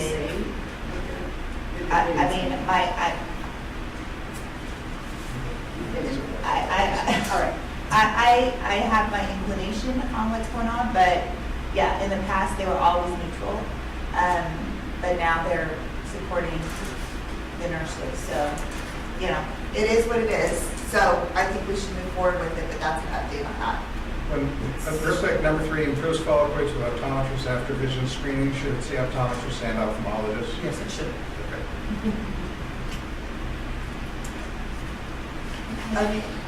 Okay, and then everything else is already agendized, so we're good. Okay, any other comments from board members? How about from the public? Okay, thank you, Ms. Michelin. So we're going to take a quick 15-minute break and grab lunch during that time, and then we'll be coming back. No, Now it's still moving it up because looking at the time and what we would like to do, I, sorry. 20 minutes, right? So we're coming back at 12:30.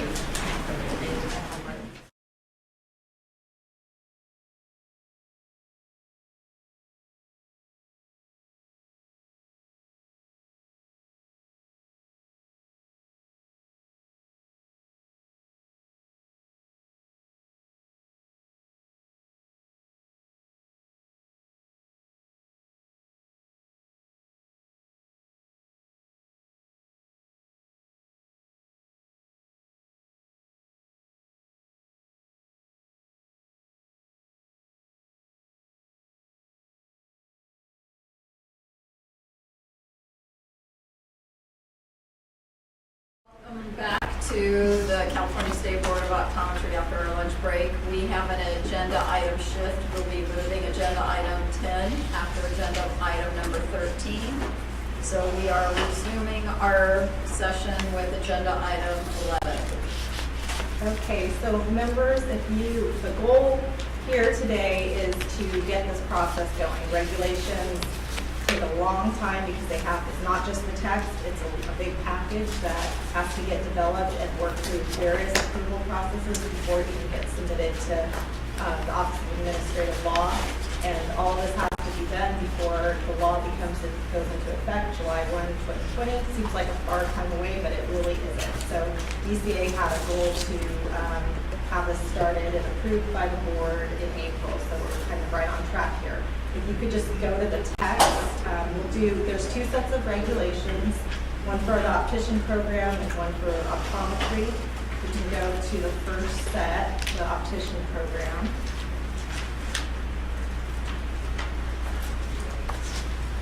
So all of the headline Reddits are consistent with the DCA legal office's recommended template to be used for all of the boards and bureaus. They basically, there's notes about what each one does. The main part is adding those 3 factors that are now required under AB 2138 for considering and evaluating whether a crime is substantially related to the regulated profession. So do you have any questions about any of the edits in particular right now on this one? Okay, so before we go to a motion to approve that, we would like to do amendments because the second part under C talks about,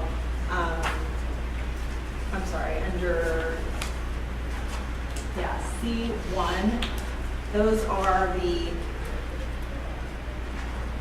says for purposes of subdivision A, substantially related crimes, professional misconduct or acts shall include but are not limited to the following, 1, 2, and 3. That's your current, those 1, 2, and 3 options are in current regulations. No, go back. Apologies. Okay. And those, I put on a note on there that really covers the practice areas of opticians related to their profession. It does say but are not limited to. However, Ms. Crawford, and we spoke about it at the DOC meeting, recommends while we're doing these updates to the regulations now, the board can also include crimes such as sexual abuse, crimes involving child abuse, crimes involving fiscal dishonesty.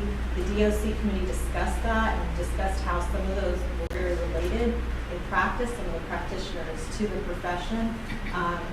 But ultimately, the DOC recommended this language to go for the board for adoption, but it's your decision. I think Ms. Crawford can explain why it's helpful to have, you don't want to put everything in there, murder everything in there, but it's helpful sometimes to have them listed in the regs because it gives you more authority to prove that that's substantially related. And she has more specific on the text that would be amended.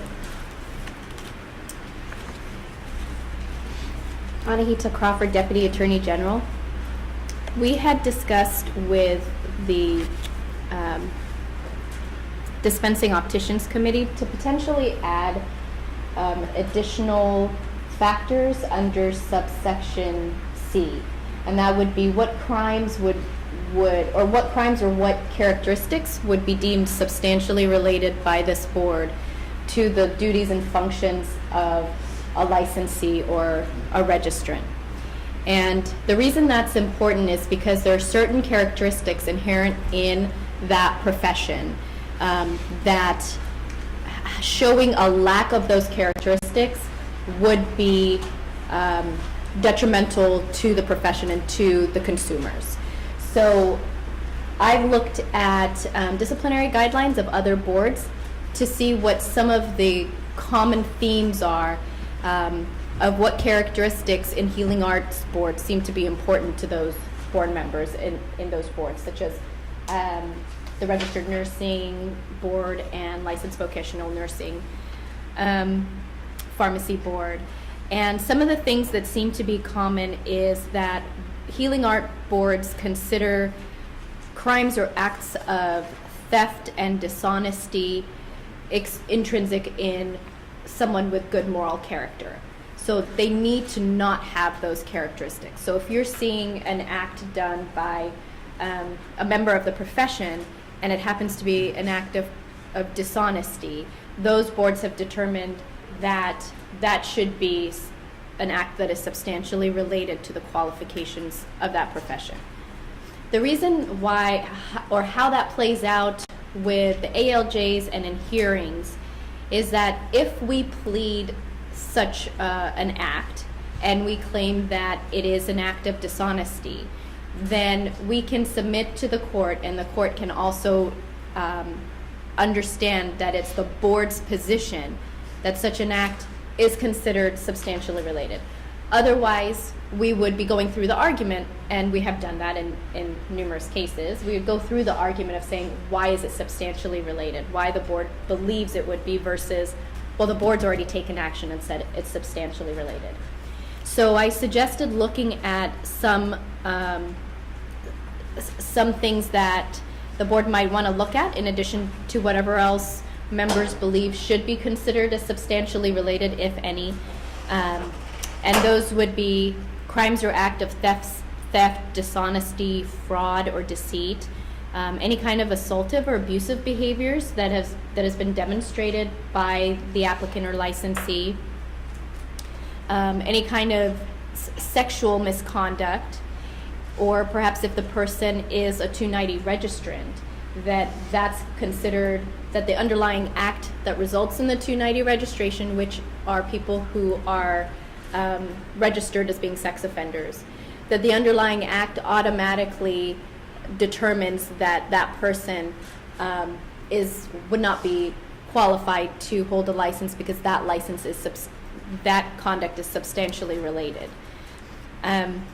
So those were just some of the suggestions, and the reason that we brought those up is because we've determined through discussions at the committee meeting with the dispensing opticians that much like optometrists, dispensing opticians are the contact lens and spectacle lens dispensers are able to be in rooms alone with patients of various ages, that generally those rooms are darkened, that those individuals also have access to credit card information, health insurance information, personal information, addresses, and so there might be a need for some heightened scrutiny on what conduct or what characteristics we would want those individuals to have in order to be safe practitioners, similarly to optometrists who also have that kind of access to patients and patient records.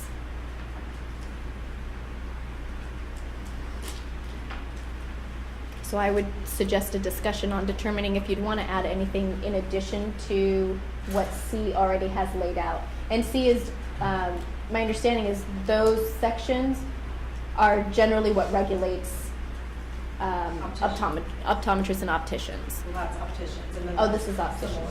For optometry. Okay. So this So would why be don't in we- addition. We take it step by, each one step by step. So the first one is a crime involving theft, dishonesty, fraud, or deceit. Does the board wish to include that as number 4? As its determination that that type of crime is considered substantially related to the duties and practice of an optician. Can you clarifying question then? Would you be citing from various different regulations, et cetera, where we are getting these from? So when we do have someone come before us, it's not just we're listing words, but we're actually cross-referencing. We would be, there would be citation to the regulation. Okay, and And as part of the regulatory process, we have to justify adding all of these. So we would be citing, for example, the other healing arts boards that Sure. have this also in there as part of their crimes. Okay. I'm sorry, you said citation to the regulation, or did you mean citation to the penal code? Well, I think on one of them, she's referencing a specific penal code, the 292, sex offender registry. But I think the question is how does this determination, these regulations, how will a licensee know or an applicant know that they're subject to those crimes or being considered substantially related? That would be just, it's part of your law now. It's in the regulations, it would be cited by the DAGs in their pleadings. Right. But this list would cite to the penal code sections? No, so this list would just be adding, what we want to add is, so right now, C is all of, it says including but not limited to, these are the areas where the board has found that there's substantially similar crimes. If you commit a violation of the Optician Practice Act, it's substantially related to what you do. So we would be adding number 4, a crime that involved theft, dishonesty, fraud. We, as a board, find that that type of crime is related to the profession because it reflects on someone's personal judgment. And so my last question is, so I'm looking at this with proper lenses. So these would be flags or disqualifying criteria for in this case, the optician, right? An optician has a current license and commits one of these crimes. And also, this would also be applicable to someone who wants to get a license and applies and be rejected from getting a license. Yes, the crime, the law is that the crime always has to be substantially related, whether if you're going to deny a license based on it or discipline a license based on it. So this is, what is substantially, clarification, what does that actually mean? The law just is substantially related. What gives the regulated community, also the board, some further definition, enforcement tools for using. And it would also extend to professional misconduct or an act. So it's not only applying to a crime. And actually, can I just ask for clarification, because it sounded like, Sid, that you were requesting that instead of just saying like crimes of dishonesty, that we would actually specifically call out penal code? No.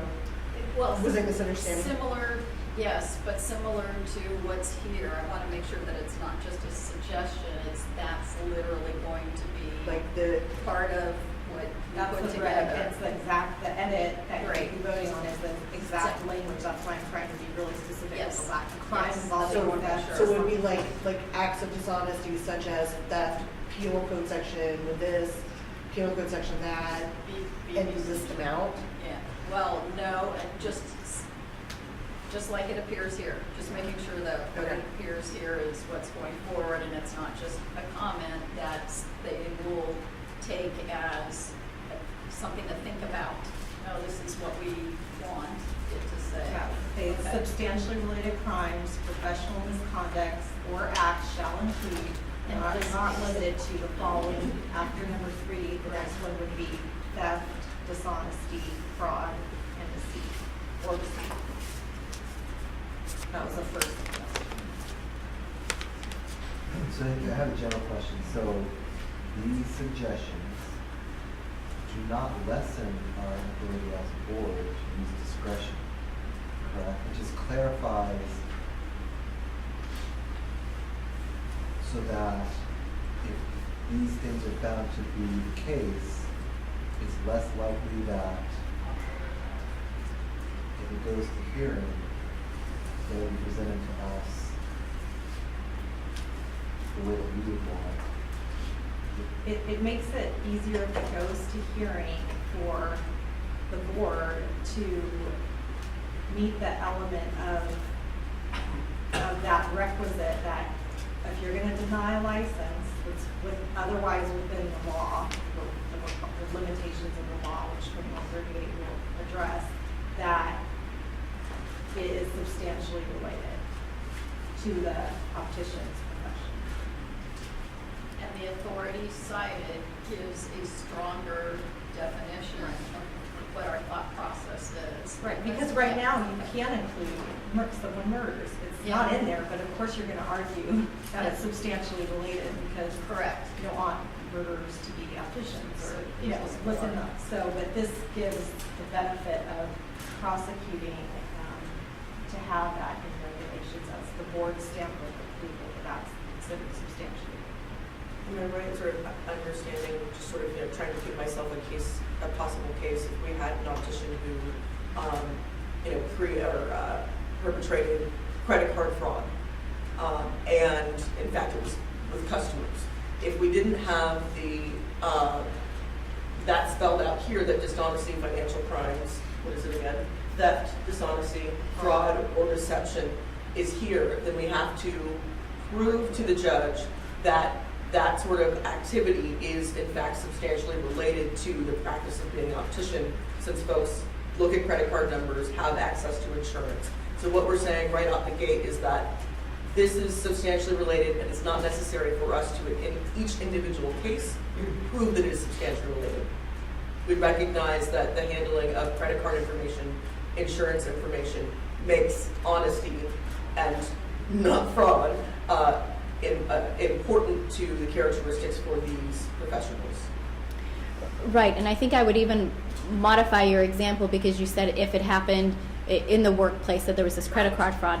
That's almost a slam dunk substantial relationship. It happened in the workplace.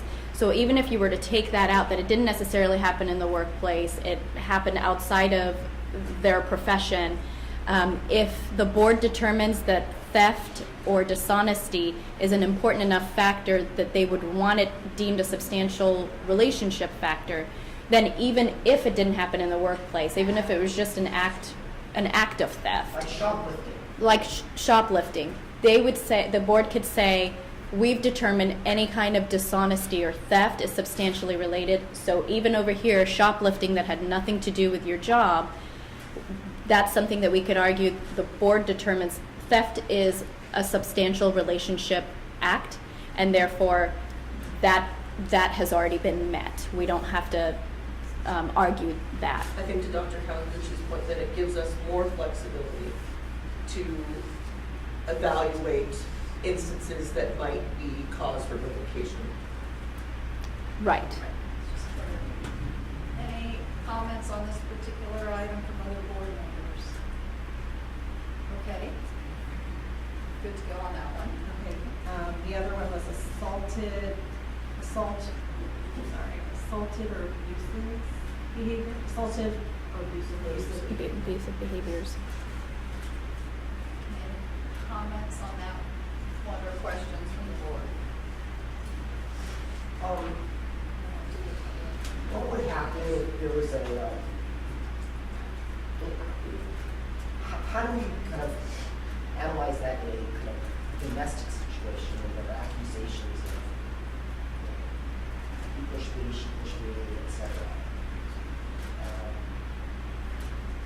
Is that what the trigger? So that would be if it was a crime that they had already been convicted of. We know that that would be an assaultive or abusive, someone who has an assaultive or abusive behavior because they've already been convicted of it. If it's conduct that you are aware of that maybe was part of an arrest, but did not necessarily lead to a conviction. I'm not sure that could even be a basis for a denial. Just that conduct without more. Usually when they're looking at crimes, it's really looking at convictions, and we might need to clarify that term to not, instead of saying crime, it should say conviction. Yeah, are all of those, Right. the financial one, right? Right. Okay. So maybe, so maybe the ones that we're adding a qualifier that it's not an act, it's actually a conviction of a crime related to theft or Substantial, on crime C? occurred with a conviction. Yeah. Okay. Presumption of innocence.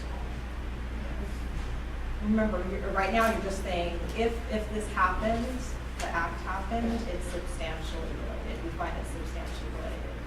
But because the beginning of C talks about or act, it includes non-convictions, right? Mhm. So if you want any of these assaultive or abusive behaviors to only be limited to convictions based on. Although I almost would want it more Broad. for all, because if somebody's testifying in front of us and they do any of these acts that we're talking about, they're not going to be convicted of anything. But we're going to want to be able to take that into account. Same thing with if they're in a hearing, and if the ALJ knows that we feel that dishonesty, I want their ability to take that into account, even though they're not being convicted of dishonesty, that during their testimony they're being dishonest. So I almost prefer it the way that it is now, because I think it gives us more latitude. It might be that the term act captures that, because it is substantially related crimes or convictions, professional misconduct, or acts. So all of those things are something that can be considered for purposes of substantial relationship and discipline. What if the other boards, I mean, this is a question that flows through all of those. What if the other boards have done this conviction on conviction discussion? I believe your board might be one of the first ones taking on this matter. I'm not sure. Well, I think the way it's worded there, but I know that the pharmacy physician's assistant has a conviction of a child abuse, a conviction of sex offender, crime involving dishonesty.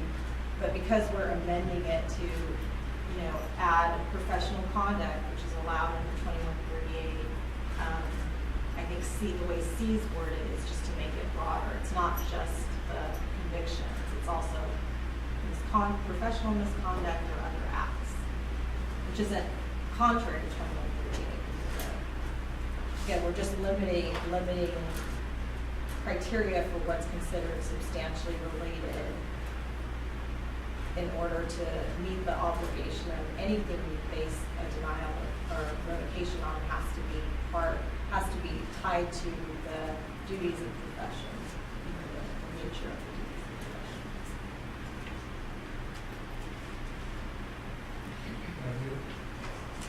On A, there at the top, it did, when considering the denial of a registration under section 480 of the code, on the grounds that the applicant was convicted of a crime. So it does say convicted.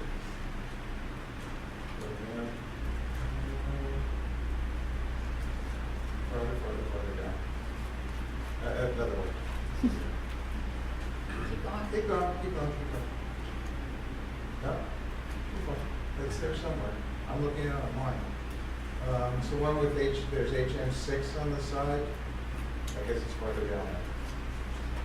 There it is. Oh, yeah. Well, No, that's a whole separate discussion, though. No, but I'm looking at the wording on the ground that the applicant was convicted of a crime. So Right, it's not, but right now we're talking about substantial relationship criteria, which can be based on, more than just a conviction of a crime.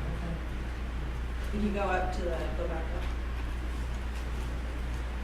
For the purpose of denial, suspension, revocation, pursuant to section 41 of the code, a crime, professional misconduct, or act shall be considered substantially related to the profession. But if we were to put conviction of the crime, and then the same wording, does that not mean that when we use the word crime here, it would also go back to the term conviction? See what I'm saying? You could add for number, like the other, like number 3, it could say, you know, you want to limit, like this discussion about whether acts should be included or it should be convictions. You can limit number 4 or 5 additional ones to actual convictions.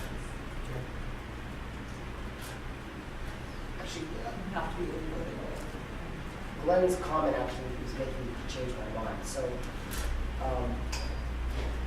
if we had an optician and they get arrested for shopping, but not convicted, this board still has the opportunity of bringing disciplinary action against the optician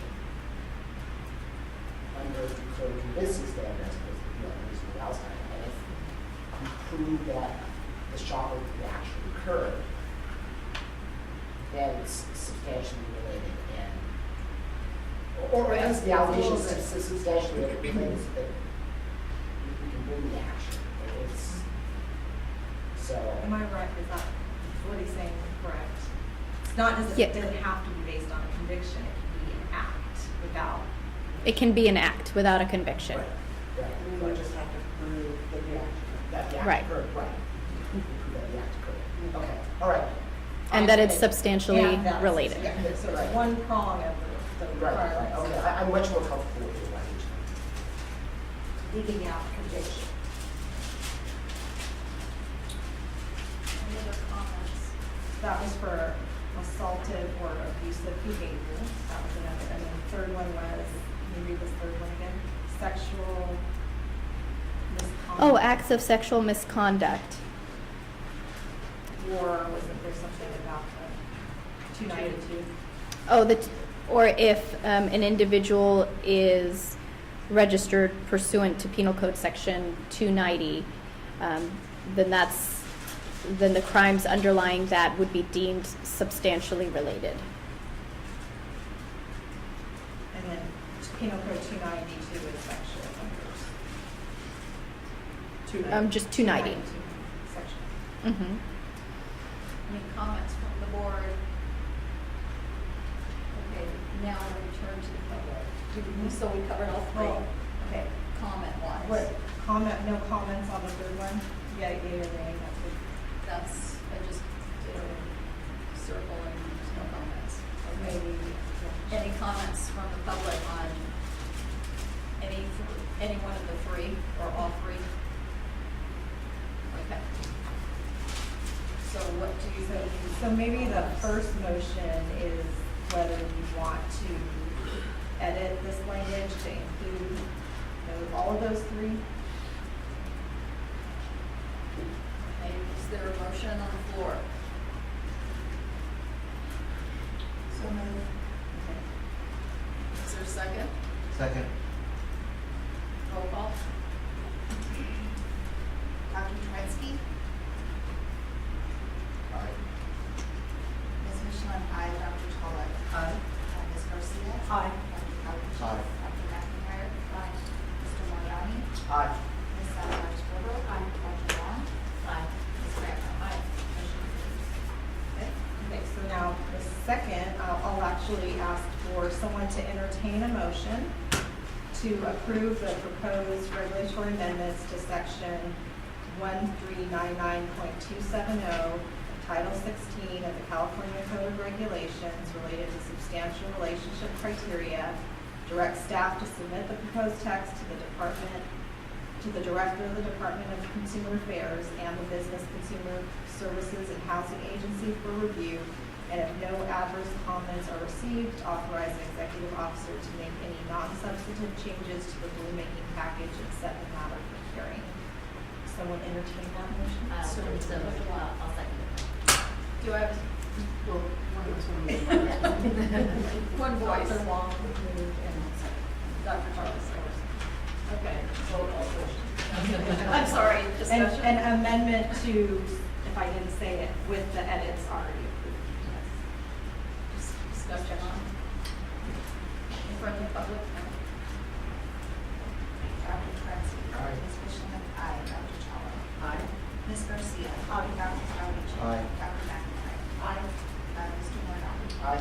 Ms. Salzar Schroeder. Aye. Dr. Rob. Aye. Ms. Randall. Aye. Motion carries. Now, can we go to attachment B and do this, it's the same one, but for the optometrist. So, figure out what is here. So now you have the optometry substantial relations criteria, again, with the same proposed edits recommended by DCA legal office, and the question is, do you want to add those same three additions? I move. Second. Did you hear that? Discussion on the board? Did you get that, Mark? Who moved? Dr. Discussion on the board? Public? Aye. Dr. Trexie. Something? I just wanted to clarify that the three suggestions I had made were suggestions, and that the board is free to determine if there's other factors that also affect the profession that they would want included, and by included, to call it out specifically. Otherwise, of course, it's still going to be something that would be argued if it's substantially related. We would still argue that, but to simply call it out means that the argument would be a lot more straightforward, because we can say the board's already determined it to be substantially related. So I would be curious to know if there's other characteristics that the board thinks would be important, and those three were just the suggestions I had seen across the Healing Arts boards. Why don't we stay with the motion on the floor that we're first addressing these, then we can open up to see if there's additions, because we're looking for consistency. So then And I think that's also what we're want, and it voting will on. go through a process, and there is opportunity to add things. Anything added has to be justified Right. as necessary, but it's not your only bite at the apple to add categories. Okay. There was a motion. There was a motion, it was seconded. No further comments, no comments, vote. Dr. Trexie. Aye. Ms. Fishman. Aye. Dr. Chalo. Aye. Ms. Garcia. Aye. Dr. Stowage. Aye. Dr. McIntyre. Aye. Mr. Morano. Aye. Ms. Salzar Schroeder. Aye. Dr. Rob. Aye. Ms. Randall. Aye. Motion carries. Okay, so now, is there any discussion from the board membership to add another category that may not appear or have been suggested by legal counsel? If not, then I would like to recommend a motion to go ahead and approve the optometry proposed regulatory amendments as amended today to section 1517 of Title 16 of the California Code of Regulations, substantial relationship criteria, direct staff to submit the proposed text to the director of the DCA and the Business Consumer Services and Housing Agency for review, and if no adverse comments are received, authorize the executive officer to make any non-substantive changes to the rulemaking package except the matter for hearing. So moved. Go ahead. Let McIntyre. It's a She can second. have it. Oh, thank you. I'll second. Any discussion from the board, from the public? Roll call. Dr. Trexie. Aye. Ms. Fishman. Aye. Dr. Chalo. Aye. Ms. Garcia. Aye. Dr. Stowage. Aye. Dr. McIntyre. Aye. Mr. Morano. Aye. Ms. Salzar Schroeder. Aye. Dr. Wong. Aye. Ms. Randall. Aye. So let me ask one question. So let's say at the age of 17, I jumped to choice 5, or 1, right? And I was... I'm not trying to be an optician or an optometrist. Are you?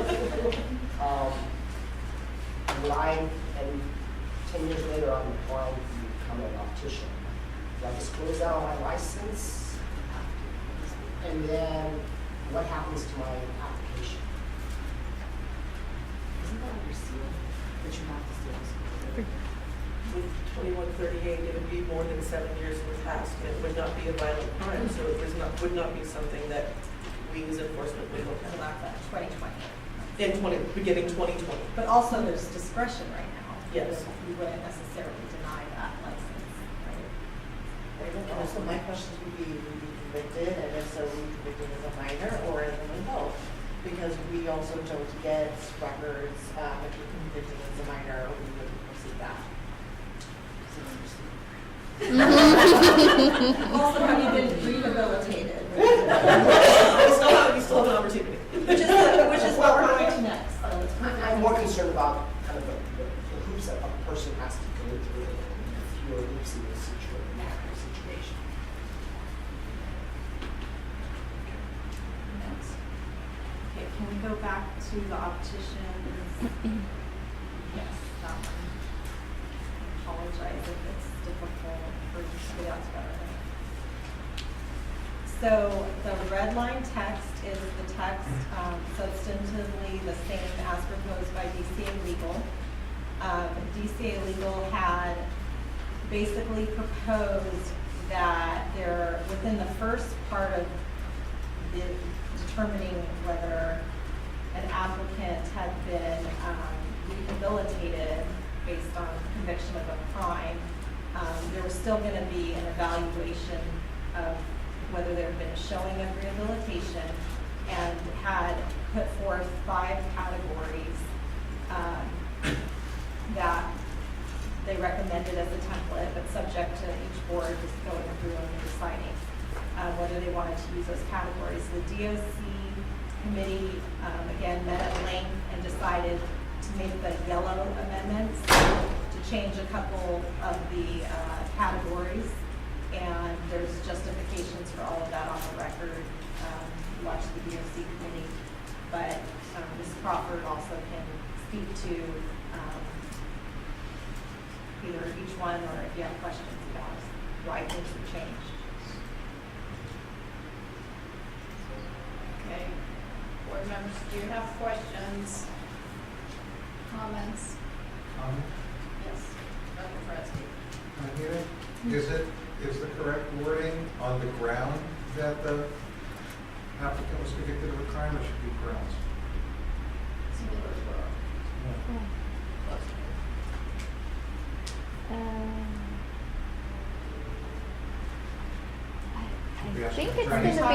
I think it's going to be ground, because we're speaking about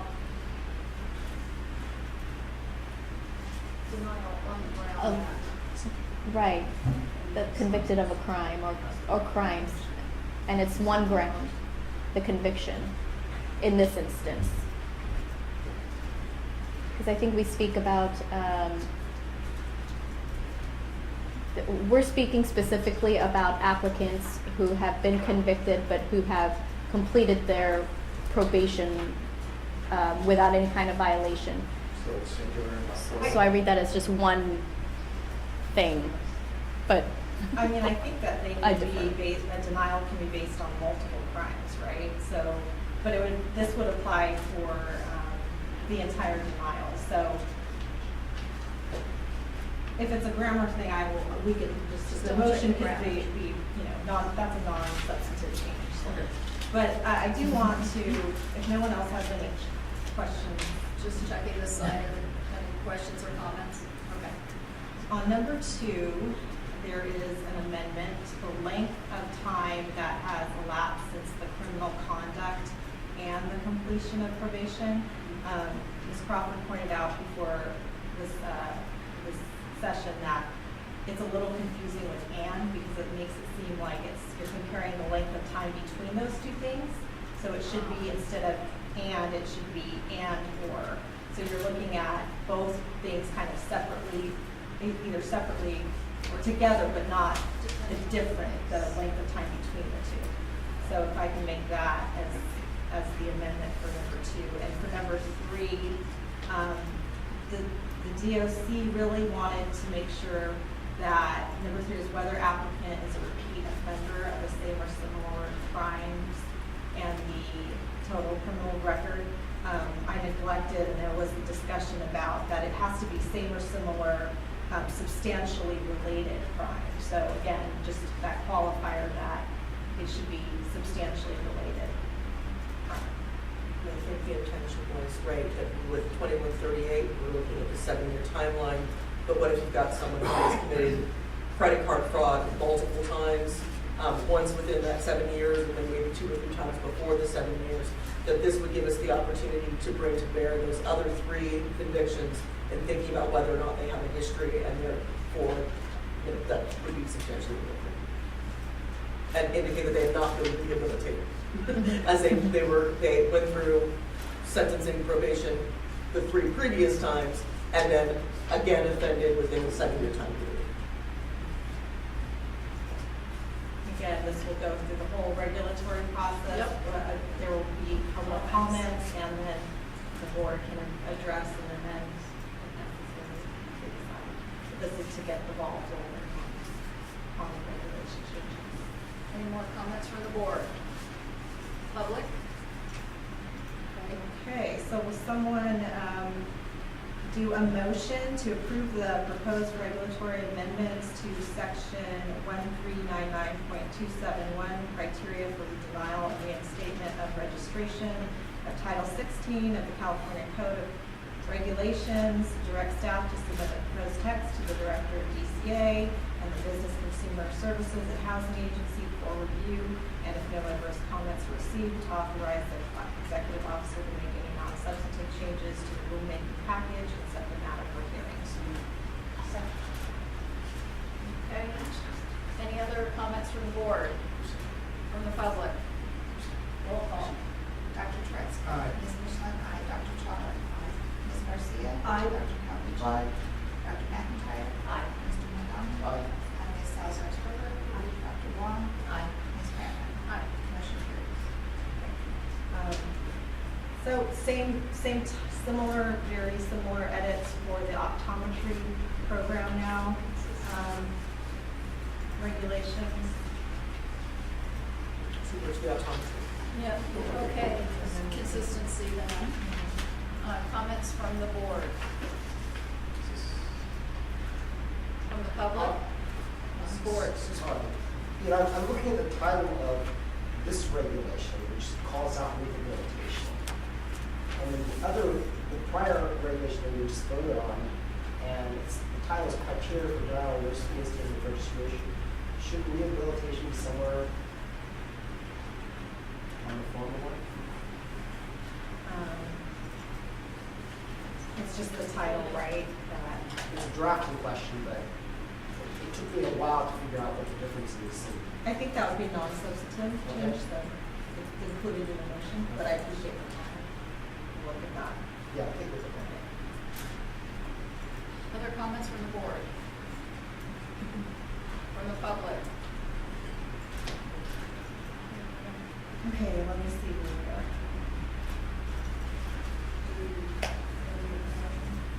Yeah, I'll do it. There's 2, right? There's 277. Can you go down again? Continue executive. Oh, no, okay, so that's. No, continue to go up. Yeah, we don't want to be in the optometry program. Keep going. Actually, while you're doing that, I have one more question. Has Assemblyman Chu made any comment to DC about these regulations? No, I don't know that any of the working drafts of the packages have gone through yet and been noticed to the public. So it was right around the time. Okay, because if he does and says it should be. It wouldn't just be to us, it would be to.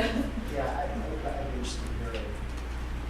Okay, so I'm sorry, what are we seeking here? just the top so I can see make sure we're on the right.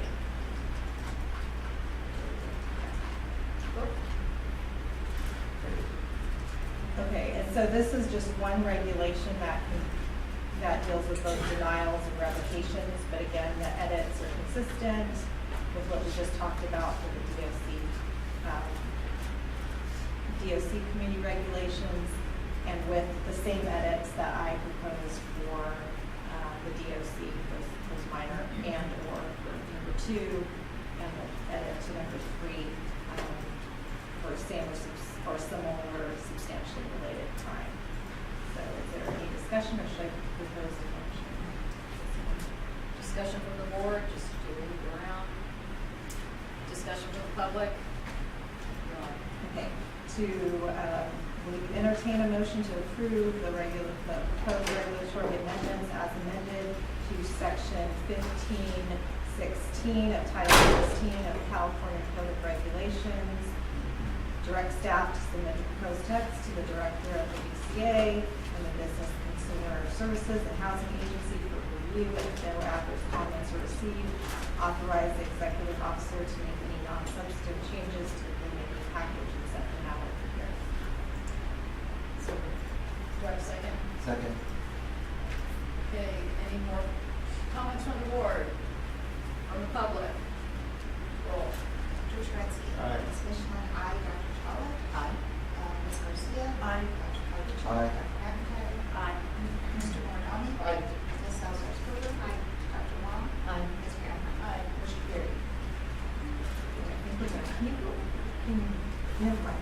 You can go to the next one. If we missed one, then I just want to make sure that you can go to the next one. Okay. I think I did. All right, so if not, we'll come back, but agenda item 12. Yeah.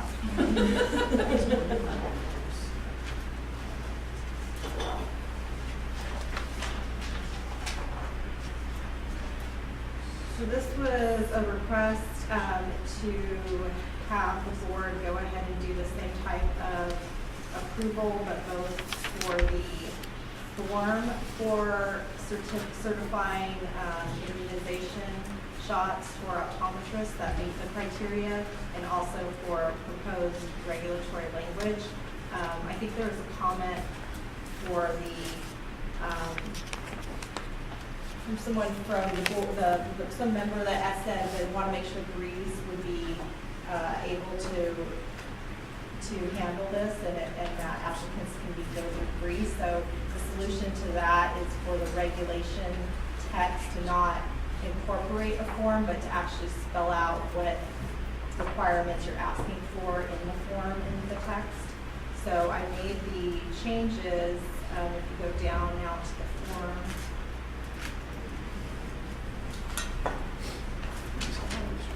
While you're doing that, Anahita, set your paperwork on the table. No, that was just, Okay.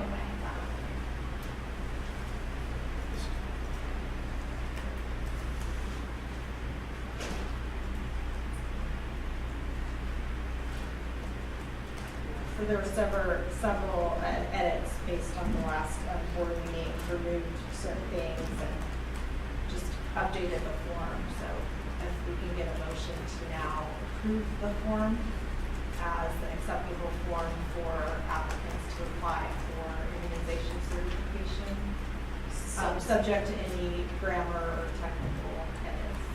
And since this isn't red line, we're presuming that staff went through to make sure. I actually did. Okay, So it was that's removed the that. check for money, I can tell you check for money order, there was a reference, Yeah. removed that, removed the practice locations, there was some redundancy, in the text. So that's just, okay. Comments? Yes. On the application, on the other page, I don't have them both up in front of me, but on the application itself, number 1. That is the application. Right, okay, and that's what I'm looking at Okay. here. Because I think something needs to be included under number 1. It says complete an immunization training program endorsed by blah, blah, blah, blah. But it doesn't say the applicable dates of that program. It says it on the other attachment.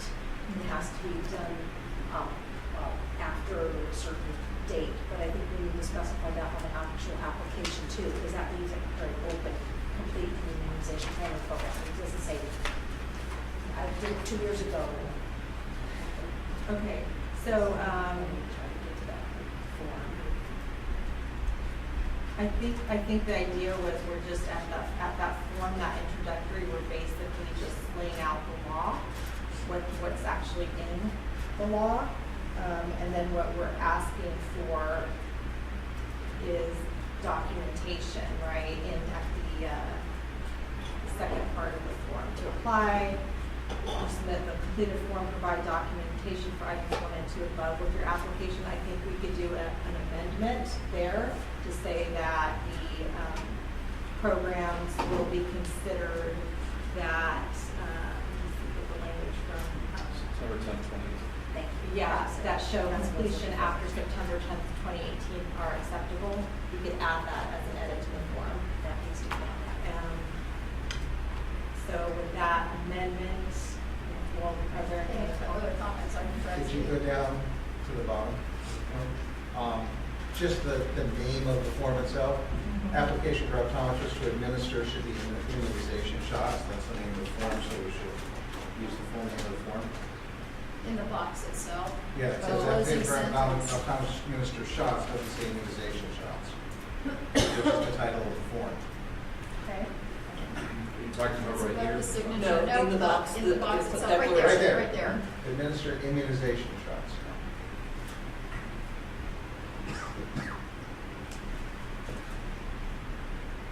Any other comments on the form? Any comments from the public? Hi again, John Nishimoto. Just from Marshall B. Ketchum University, if we're going to be administering, just wanted to get some clarification. Completed an immunization training program endorsed by CDC or ACPE, and we understand that that's the accrediting body for pharmacy education. Does that mean that if we have a college of pharmacy, which we do, that is accredited by ACPE, that means that we can run this program or administer this program? Am I saying that correct? Just wanted to get clarification on that. Or do we need to go to ACPE and say, okay, we'd like to run this program, we want your blessing?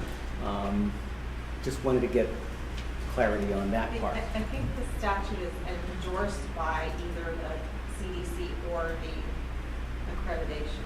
Okay. So it would need to be somehow endorsed. Okay, so I suppose, okay. And then the other thing is, I know in the law, it doesn't say anything about number of hours. It's just so long as we have the content in the body of the language that meets the criteria. Is that correct? I didn't see anything on number of hours, that the course had to be administered. Just want to make sure that we're... I mean, unless the board decides to, in regulations, make it more specific, but right now the statute just says completes a training Okay. program. Okay, and how we That develop it? includes these certain things. Sure, Has to include sure. all of this. Okay, okay. Okay. I have a question, follow-up question then. Do you anticipate that starting to self-regulate itself based on different colleges offering different like programs? You know, I'm not sure. It just pops in my mind, because there's not a set of hours, and I understand that there's that reasoning too. I'm just trying to make sure I have some clarity on the situation. It could be something that you come back to us with after you're rolling the program and give us some advice on considering re-regulating it. Because that's a good question. Like, and our law didn't specify anything specific, but if soon we get different organizations offering all these really varied trainings, some are going to be maybe better than others, and we might need to get more involved. The practice of education. Basic life support can be by the Red Cross, the American Heart Association. I mean, there's a dozen different places. Anything else? Okay. Thank you. And the only request that I have, spell out anything that has abbreviations. So CDC, just to make sure, et cetera. Spell everything out to be really clear. Anything else from the board or the public?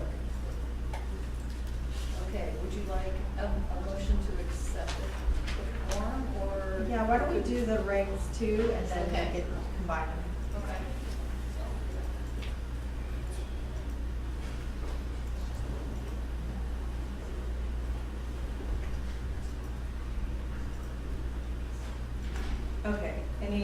questions about the regulations, basically, again, just instead of regulations that incorporate a form which is ambiguous as whether then you could use breeze or whether you have to actually use the form. You're allowed to go ahead and spell out the requirements in the actual regulation text. Just to go back to Dr. Turetsky's comments, just to make sure that we have the same language, the titles. Yes. Yeah. We will look at that again. That's not substantive.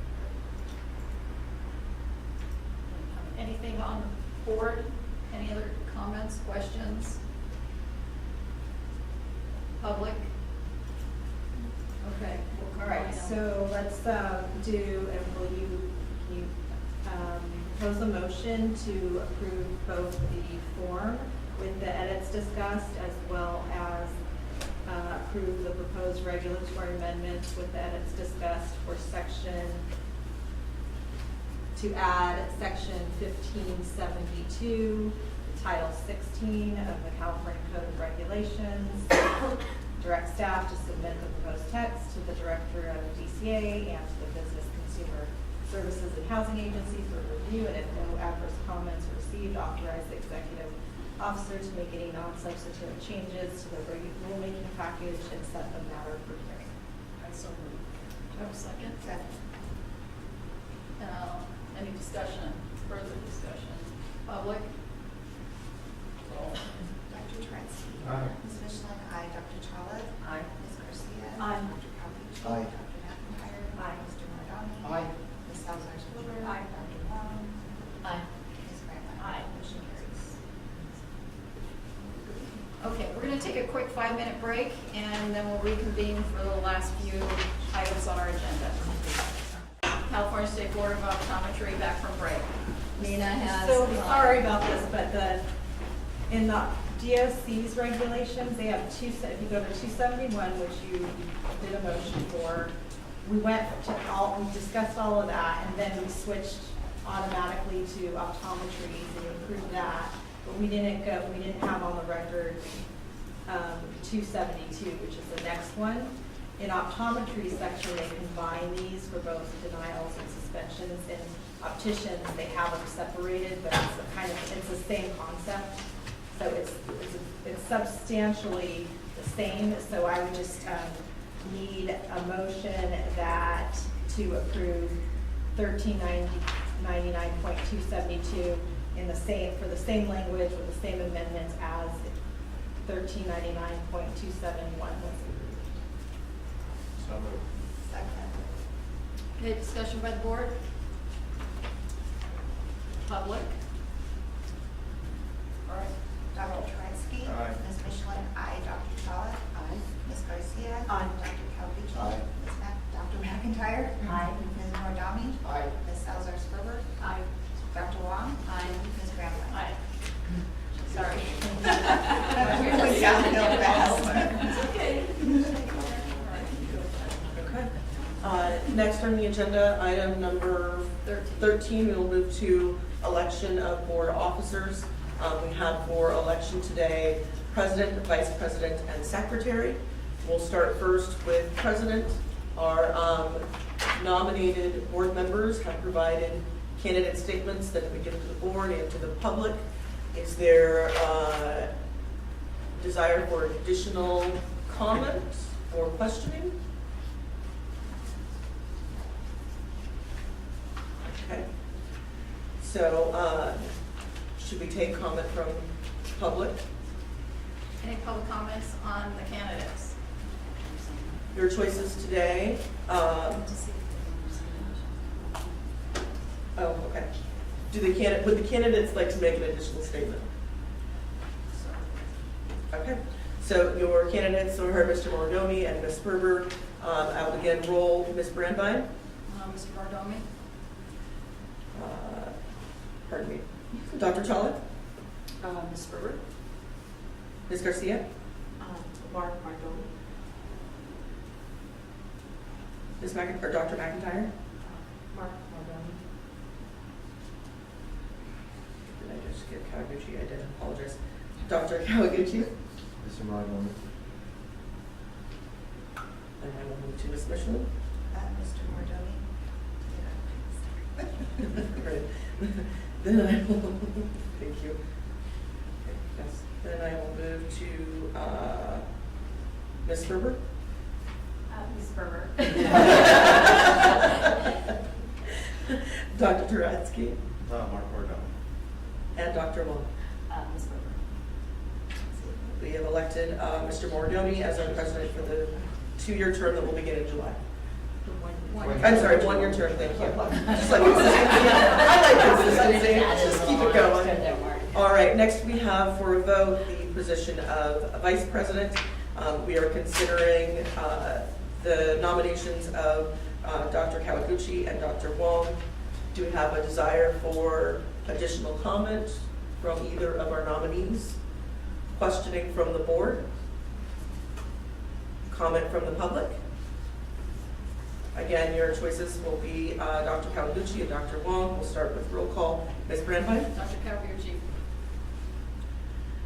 And we go to Dr. Challa. Dr. Wong? Ms. Garcia? Dr. Kawaguchi. And Dr. Kawaguchi? Yes. Oh, no. You're secure in your vote. For myself. Dr. McIntyre? Dr. Wong?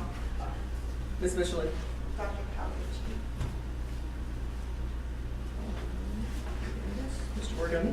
Dr. Kawaguchi. Ms. Ferber? Dr. Wong. Dr. Turetsky? Dr. Kawaguchi. And Dr. Wong.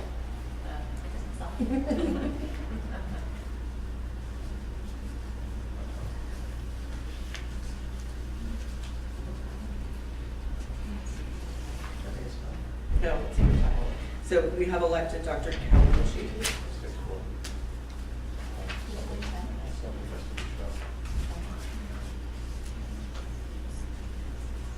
Yeah, let me just make sure. It should, I believe the vote is 4-6. I just want to be certain. Ms. Brandwein, your vote was for Dr. Kawaguchi. Dr. Turetsky, your vote was for Dr. Kawaguchi. Correct. Ms. Michelin, your vote was for Dr. Kawaguchi. Correct. Dr. Challa, your vote was for Dr. Wong. Yes. Ms. Garcia, your vote was for Dr. Kawaguchi. Yes. Mr. Kawaguchi, you voted for yourself. Dr. McIntyre, your vote was for Dr. Wong. Yes. Mr. Mordoni, your vote was for Dr. Kawaguchi. Yes. Ms. Berber, your vote was for Dr. Wong. Yes. And Dr. Wong, your vote was for Dr. Wong. So we are on a vote of 6-4.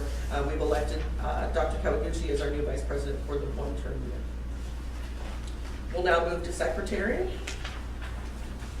Nominations we're considering Ms. Ruby Garcia and Dr. McIntyre. Do we have a desire for additional comment? Additional questioning from the nominees? Comment from the public? We'll begin roll. Ms. Brandwein? Ms. Garcia. Dr. Challa? Dr. McIntyre. Ms. Garcia? For myself. Dr. Kawaguchi? Dr. McIntyre.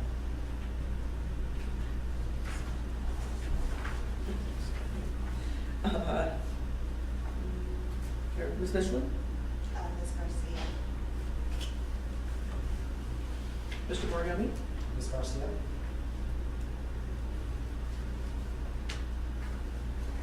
Ms. Berber? Dr. McIntyre. Dr. Turetsky? Ms. Garcia. And Dr. Wong. All right, with that vote, we have elected Ms. Ruby Garcia as our secretary for the. She didn't get to vote. Oh my goodness, I am so sorry. That was the middle. McIntyre, Dr. McIntyre, I apologize.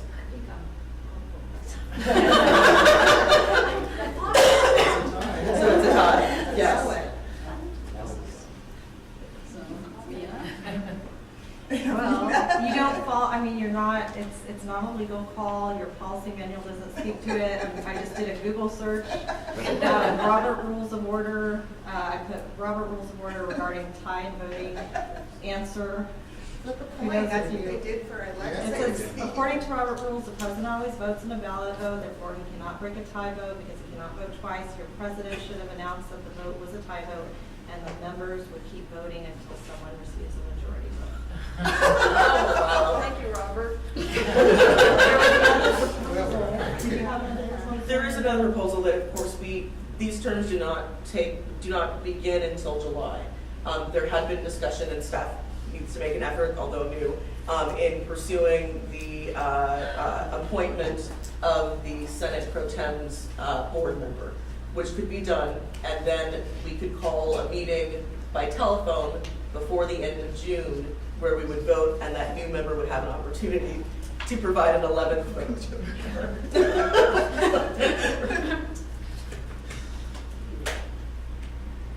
What about arm wrestling? They did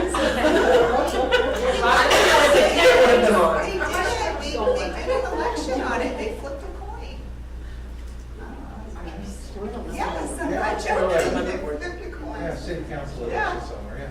Do you want Oh, to Virginia. decide on the process then, or just? Yeah, decide on the process, and then we'll determine next steps. I liked her suggestion, they're an 11-member board. Sounds cool, if they can do it before July.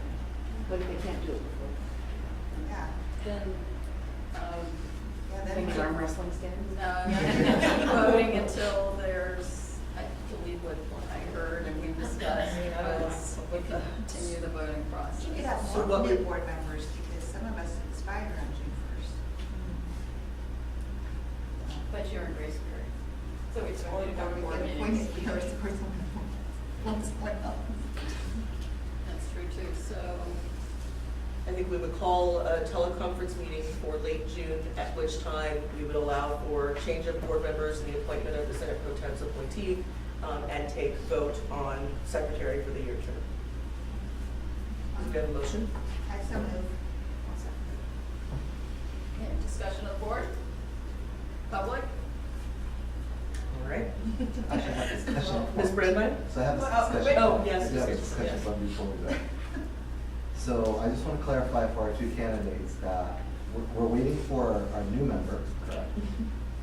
And they do have an ability to each, because it's only one person, they do have an ability to have a conversation with that one person, is that correct? Yeah. Yes. Each of them separately, individually, yeah, not, That's- without communicating that conversation to any others, yeah. Yeah, I just want to make sure that they knew that because Oh, I see. that person may not know them. Will not know. Well, So you want to I make I sure was that they're assuming up. part of that was the submission of the statement to that person, right? The statements have been prepared. But I think it would be helpful to have. So if the new board member wants to recuse him or herself because they don't know either of these folks, does the current secretary continue on? Can we force that upon her? Subject to We're the. pulling it out of the hat. So we have a motion on the floor. The motion is either I'm withdrawn or. serious, do we get a motion to replace it? The other option is to have both present statements again, and we do one more round of voting. But we already have a motion on the floor. I'll take it away. We still have some time We'll here. let the new president decide. I know. This could be We the could first board to decide something on a coin flip. perhaps, first we have a motion. Was it a motion on the? Yeah, it was a just motion. So first, let's. Wait till July. So we're June either. June teleconference meeting. June. So we're voting up or down on that one first, and then we can continue the conversation, and that motion is still active on the floor. Any comments from the public? No, the eyebrows are going up. Okay, we'll take it. Call roll. Call it. Ms. Brandmeier? No. No. Dr. Trollope? Ms. Garcia? Ms. McIntyre? Dr. McIntyre? Aye. Ms. Michelin? No. Mr. Morganti? Aye.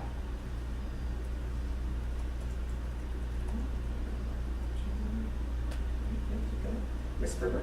Aye. Dr. Tarasky? No. Dr. Wong? Aye. I don't know. Or did Ruby vote? Ruby voted. Dr. Capucci? It doesn't matter. Yes. Aye.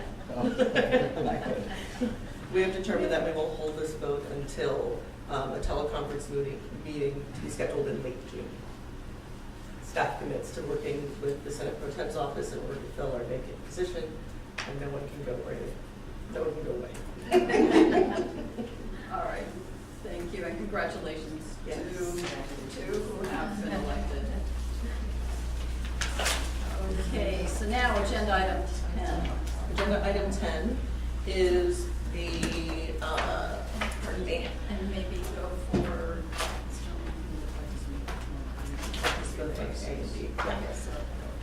So this is to approve the recommendations of the Ledge Reg Committee on Assembly Bill 458.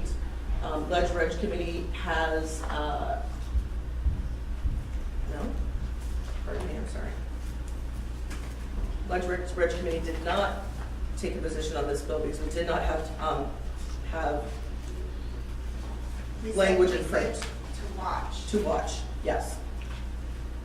So then there's an opportunity for the board to make another determination now that the language is in print, if they would so like to. okay, so let's first have discussion from the board on this item. Ms. Michelin, since this falls within Ledge Reg, do you have anything you want to add? On 458. 458. 458. And I should, if I can amend the staff report very quickly, we have been set for hearing for next Tuesday, April 9th. Okay. But it's my understanding that there's amendments that are not reflected in this legislation that we have in front of us, correct? So the language that you were provided today, amendments were made on April 3rd. So on the top of your, the bill 458, it should have amendments taken on March 19th as well as April 3rd. We received comment from COA, Luxottica, and Lens Crafters that the changes to 3097 be further specified so that now the bill reads that solicitation will not include Contacting a patient to schedule an annual appointment, to remind a patient of an existing appointment, or to provide other information relevant to patient care. yes. And we are continuing discussions there. The intent of the stakeholders, I think, in this was to prevent telephone scams to a vulnerable population. In the writing of this bill, though, the language developed by the stakeholder group and approved to by our board and given to Ledge Council extends the prohibition on soliciting by telephone to all optometrists. That did not appear to be the intention of the stakeholders, so we will look and work with Ledge Council to further amend the bill so that the telephone solicitation prohibition is applied solely to doctors practicing under a home residence certificate, and when the solicitation does not include the things that we've said here, the follow-up appointments, annual appointments, or discussion of established patient care.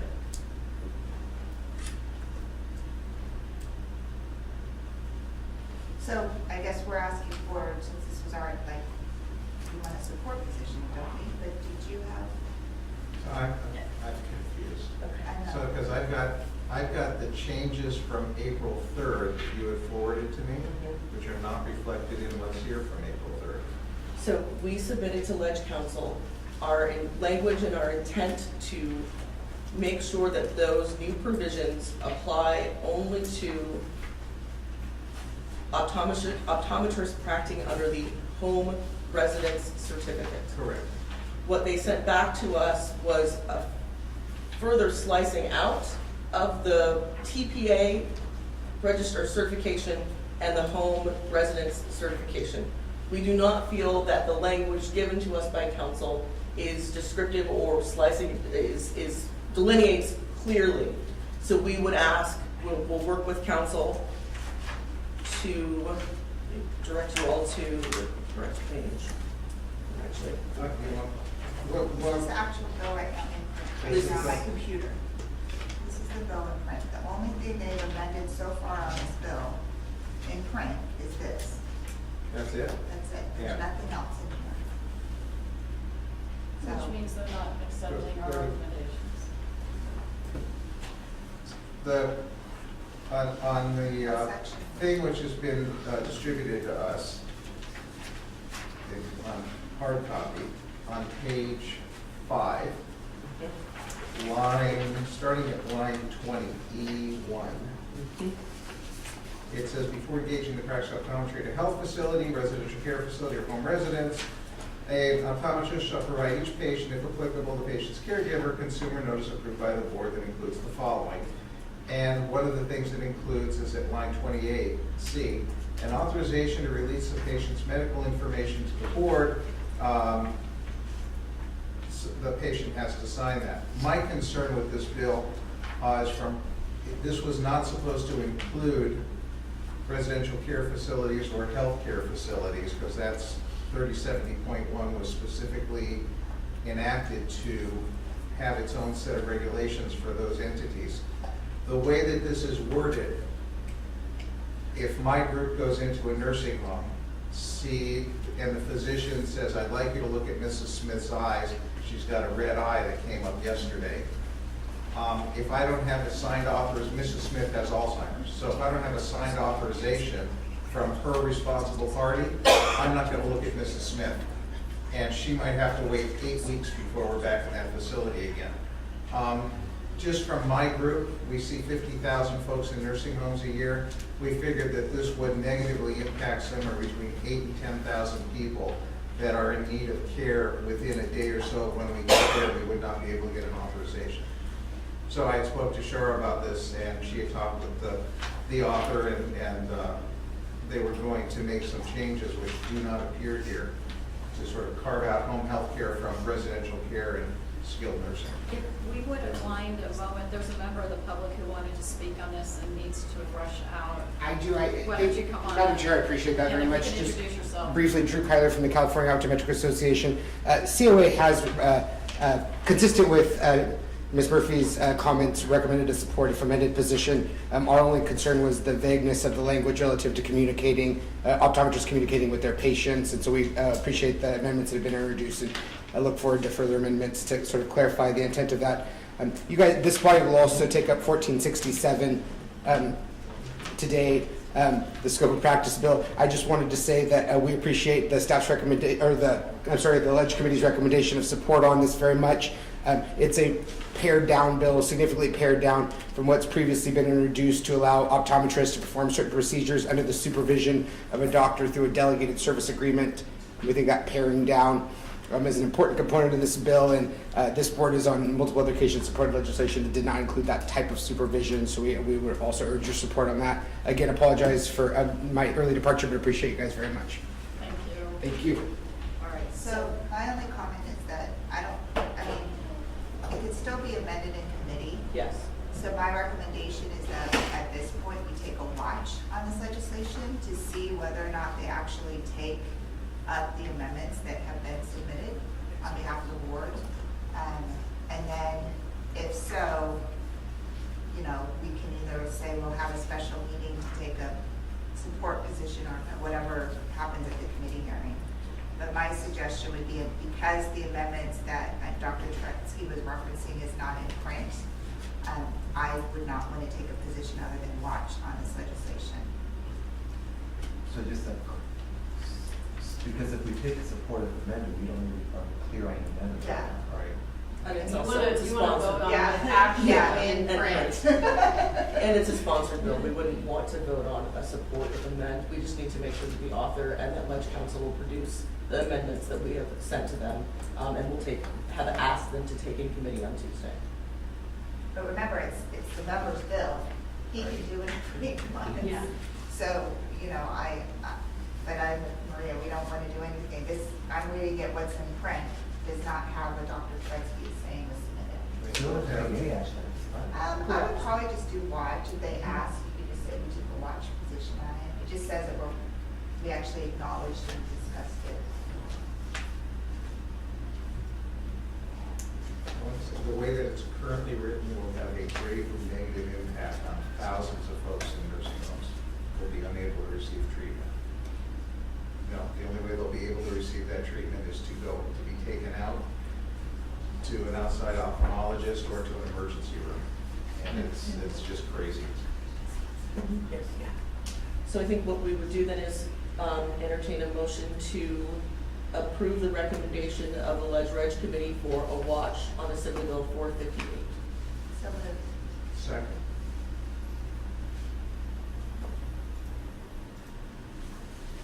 Okay, comments from the board, Mark?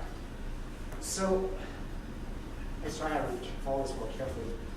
I'm a little troubled by some of the prefatory language here that perhaps I'm more philosophically opposed to, because I'm not sure I agree with their reading of the law. The Ledge Council Digest, yes. So that's what first keyed us into that these provisions were being applied broadly to all optometrists as opposed to optometrists who will be practicing under a home residence certificate. Once we get the amendments that make it clear that these new provisions apply only to optometrists practicing under home residence certificate, this digest should change to no longer indicate that these new provisions were required of all optometrists. All right. I'm not sure you've addressed my concern, or you're addressing my concern. Let me tell you what my concerns are. So, for example, one of the digest statements says, existing law makes an optometrist license subject to suspension or revocation if the optometrist solicits or solicits from house to house. I'm not sure that's accurate. I know I've had some discussions with our legal counsel. I am not sure that current law prohibits an optometrist from making a house call. I know there's authority going kind of in different directions sometimes, but I'm still kind of exploring that. So that it's existing law prohibits an optometrist from it says Soliciting, yes. house to house. It makes it seem like a vacuum cleaner salesman. Yes. Which That's what we're trying to prohibit. But I don't think that it then extends to clearly stating that optometrists can't make house calls. I don't think it says that. Well, that should not be an assumption going into this. If anything, this law is meant to clarify that they can, and which leads to my second point. In the language, it becomes prohibitory. Like optometrists shall not engage in the practice unless they have a home certificate. I know that's how statutes are written, but I don't know that it's our intention to make house-to-house solicitation. I would say it's not our intention to make house-to-house solicitation available to either optometrist performing or practicing under a home residence certificate or any other optometrist. Because what we want is for an optometrist to be able to set an appointment and come to an individual's home residence. yes. But we don't want someone to canvass a neighborhood and try to set appointments, solicitation of business. But I hear that, okay, but that latter problem to me doesn't exist. So why are we like creating a prohibition when the intent, my intent when I originally said it was to allow optometrists to make house calls and to make it clear in the law, because I thought it was not clear that they could make house calls, rather than to go after this door-to-door salesperson. So the original text, outside of our proposed bill for 3097, is that the sending of a solicitor from house to house or the soliciting from house to house by the holder of an optometrist license constitutes a cause of relocation, a cause to revoke or suspend his or her license. So maybe I'm getting on the trend really late, but when was this solicitation a problem? I mean, whose idea was This goes back to the 50s. Right, I get that, but why are we saying it's illegal in this bill? Because I think there was a concern from stakeholders, okay, now you're allowing optometrists to go to provide services at home residents, but we also want to make sure that they're not going door to door and soliciting for those services, just like the current law is. It ain't a problem. I mean, that was a stakeholders discussion and some of the. And I think that with this population, there is a larger problem of someone who says, puts themselves out as an optometrist, coming to the door and convincing their way in to provide a service because of pressure on a doorstep. That there would be a greater potential for that sort of solicitation to occur with a vulnerable population like seniors. Yeah, What if you're I don't buy it. I mean, you're in an assisted living community, you're in Laguna Woods up in Orange County, and the administrator of the 3,000 homes that are there says, you know what, this is a great service, and it contracted with Dr. McIntyre to come in. So the administrator, she goes door to door to door saying, Dr. McIntyre can come to your house, Mrs. Johnson, she can do an eye exam for you. Is that illegal? Because you're telling Mrs. Johnson, who doesn't know, I gotta get out and get an eye exam and I have no way of doing it. Well, Dr. McIntyre can come and do it for you. That would be a solicitation. That would be a house to solicitation. house. Yes, it'd be sending a solicitor house to house. If Dr. McIntyre sent a letter to that patient and said, by the way, I'm available to serve, to do an eye exam, that's not house to house. That is not house to house. That would be permissible under the law, as our intent is. As the intent is set out by the stakeholder group that approved this language a year ago. So we can also, of course, in this discussion with this group, determine if that is still the intent, but know that we are then moving away from the expressed intent of our stakeholders in the language that we, with previous staff, agreed to introduce. Well, and I also think the board, unless I'm looking at the wrong draft, the board approved it in April. It says 3097, an optometrist who solicits or uses a solicitor from house to house or by telephone constitutes a cause to revoke or suspend his or her license. And that was in materials that the board approved. So we are talking about a residence, a home residence, like an apartment or a house. Yes, that is my understanding. Of the intent of the stakeholder group and the approved. I'm going to start dancing on the head of a pin right now. If you're talking about a group home that has 5 people in it, that is licensed for the developmentally disabled, and you go to that group home and talk to the person that runs it, and says, I know you can't get out, we can do an eye exam. Does that count as a home? Even though it's got a state license and it's not officially a home? I mean, it's the same language, house to house, as what's in the prior statute, so what the interpretation is, we could see if there's any. I'm just thinking of unintended consequences. Well, we must remember that we want to keep unintended consequences in mind in this new language, but current statute would prohibit that. True. Current statute would prohibit an optometrist going to a group home and soliciting business. Well, it says Would from it? house to house. House to Right, house. okay, from But house it's to not- house. But a group home has a license under the state. Is it a care facility? Yes, It's a residential care facility. that would be a residential care facility, but it's called a group home. I'm dancing on the head of a pin with this, but I don't know. Yes. So, if it's already prohibited, why are we repeating the prohibition here? Okay, and second, And maybe I missed, I didn't recall, I don't recall this language being presented to my eyes. Maybe I missed it.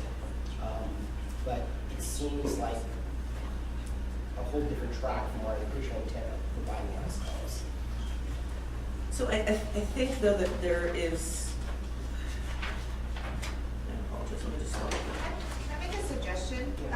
Because we're still waiting for this to be heard in committee, and we're still waiting to see if they incorporate the amendments that were permitted, and we're only gonna vote on a watch position, maybe we table this conversation until after it goes through the committee hearing, and we get an analysis as well. There's no analysis written either, because some of the stuff that you're talking about, we can certainly, I mean, if we're gonna take a position on, if we were taking a support or oppose, right now we're just doing watch. So maybe we just kind of let it play out and then schedule it. We'll probably have to do a phone call meeting and have this conversation once we're ready to take an actual solid position on it.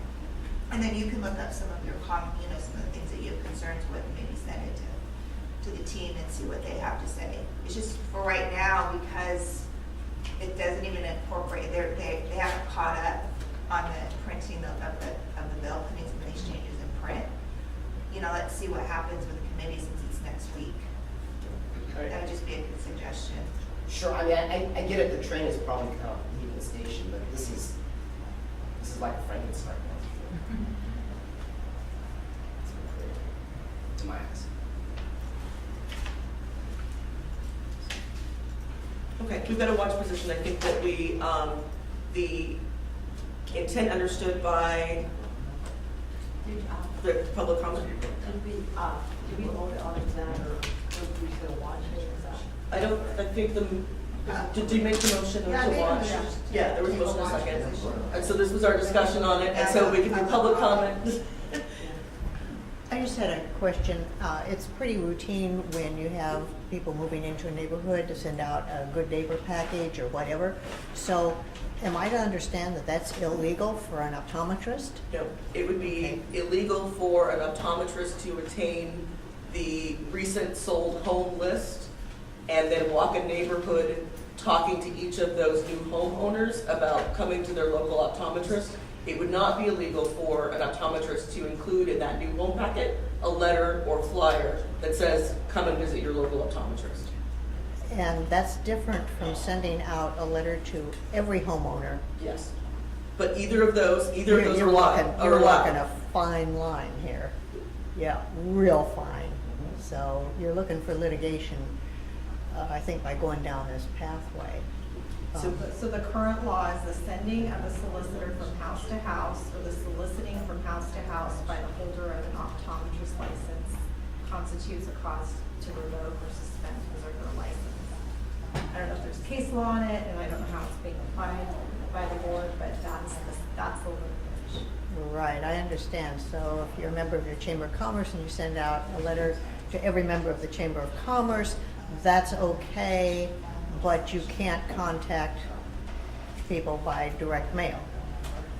Do you see what I'm saying here? This is a little confusing, and I think you're going to have some issues on this.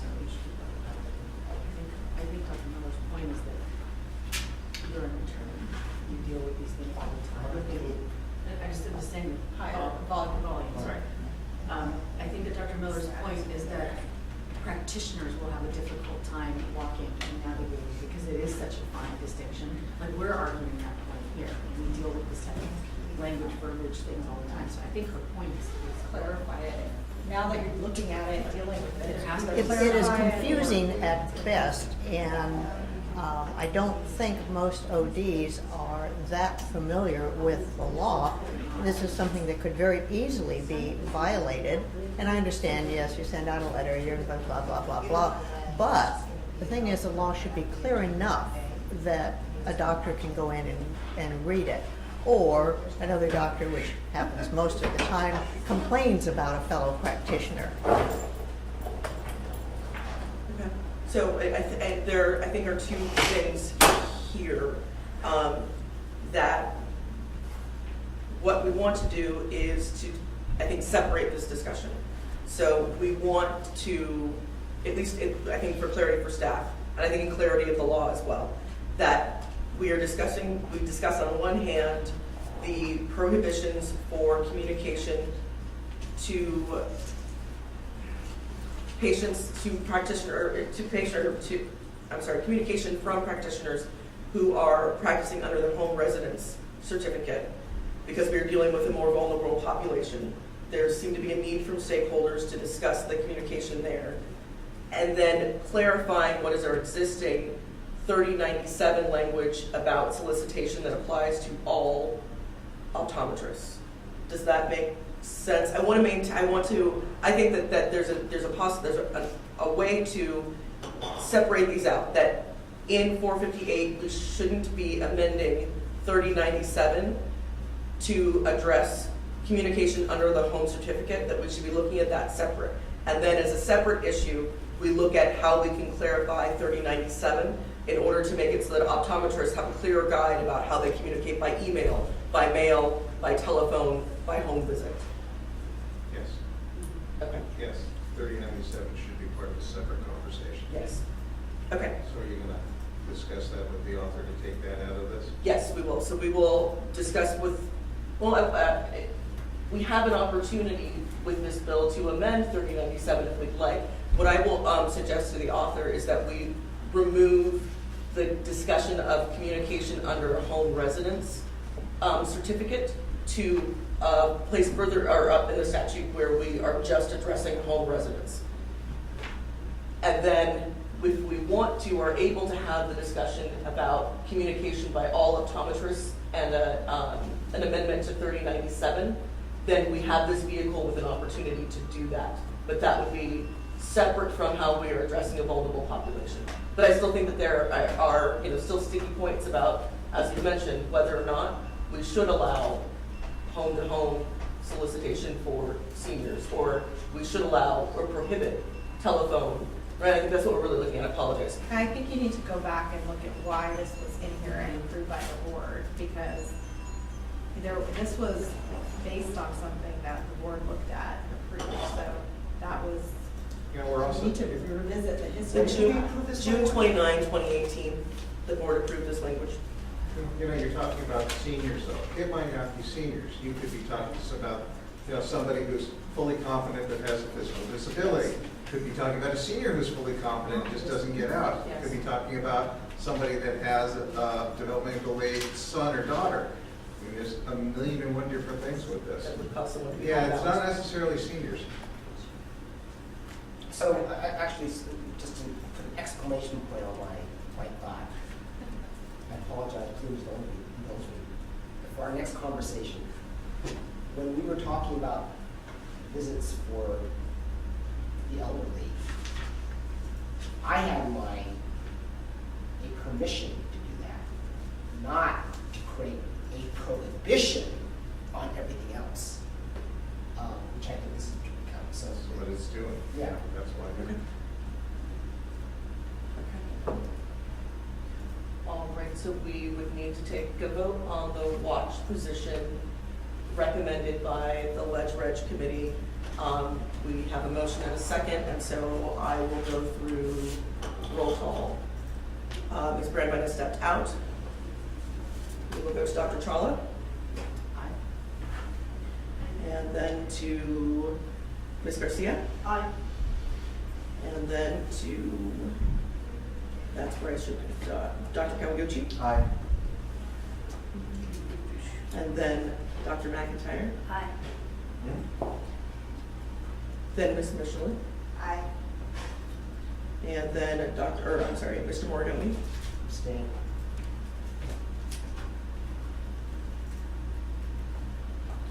Then we'll go to Ms. Ferber. Aye. Dr. Turetsky. Aye.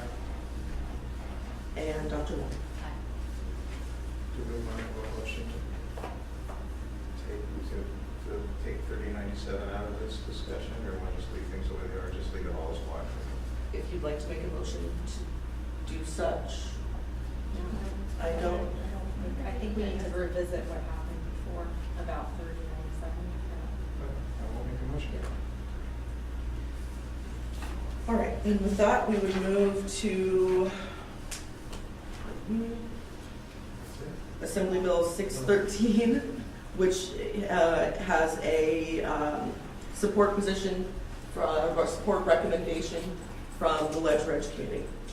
And this bill would give all regulatory boards the opportunity to vote for a cost of living increase every 4 years without going through a regulation change. Do we have a motion to approve the recommendation by the legislature? Second. Any discussion by the board? Any discussion or comment from the public? Okay. Good. I can go ahead and call roll. Okay, thank you. Okay, Dr. Turetsky. Aye. Ms. Michelin. That's me. Aye. Dr. Chella. Dr. Chella. I'm just trying to give everybody else on the board. Aye. Ms. Garcia. Dr. Galvin. Aye. Dr. McIntyre. Aye. Mr. Mordami. Aye. Ms. Salazar-Sperber. Aye. Dr. Wong. Aye. And Ms. Bradford is absent. Motion carries. Excellent. So the next bill for consideration is AB 896, which also comes with support recommendation from the Ledge Reg Committee. This would integrate the dispensing optician fund with the optometry fund in order to streamline the use of. We already supported it. There's no action. Oh, that's right, we did already support, I apologize, yep, and have sent the letter of recommendation. Then the last is Assembly Bill 1467, also coming with a support recommendation from Ledge Reg Committee, which would expand scope to include laser procedures. And this is still very much in a discussion, but Ledge Reg Committee decided to support or recommended support. Do we have a motion for the approval of that recommendation? Have discussion. Yeah, other discussion. So I'm part of that committee. I did not take a position because of where the bill is currently at. So while I am a general supporter of expansion of scope, I don't think that the current bill in this form specifies enough difference at this point for us to really take a position. It has the intent of doing that, but unless it changed just recently, it didn't seem to change anything for us yet as optometrists. So that's why I didn't take a support position when I was on the committee.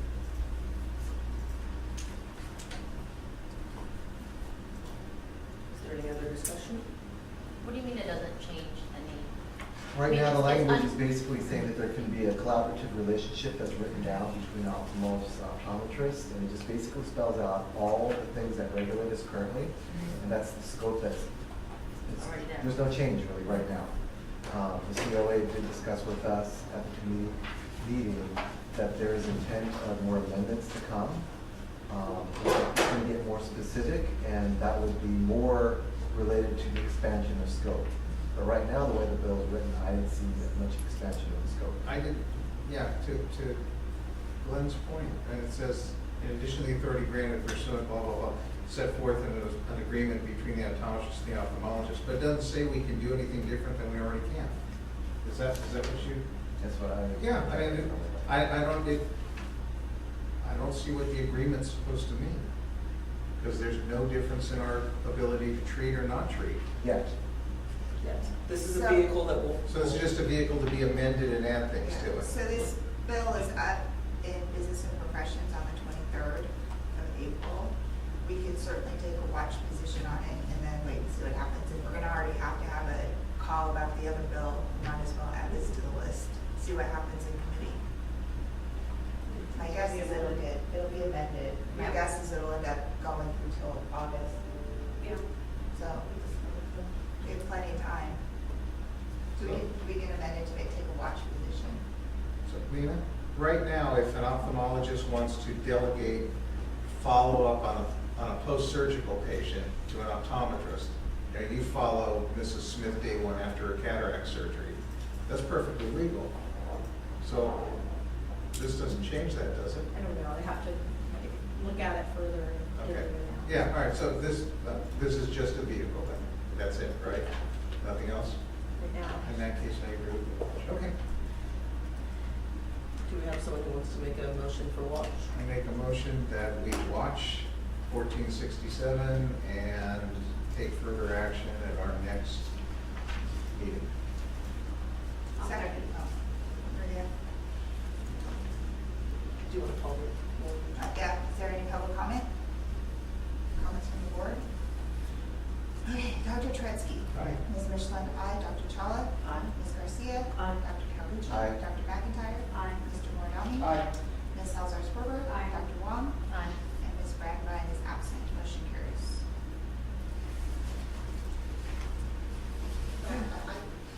So that moves us to item 14, future agenda items. So we brought to the board those agenda items that we've been able to find in our files, and then of course would want to entertain any additional future agenda items proposed by the board or by the public. Are there any future additional items that anyone would like to bring forward? I have a request from doctors at UC Berkeley that are foreign grads that would like to be considered a special license where they can practice in the school clinics only. Because right now, if you're a foreign grad, you can't practice optometry. They want to be able to sign their own card, so they want to be able to see patients and supervise students within the school clinics only, so not any outside clinics. But we have certain doctors that are specialists in their areas, and they currently can't see patients. So they would like a special consideration. Are there any other items that anyone would like to bring forward? Any comment from the public?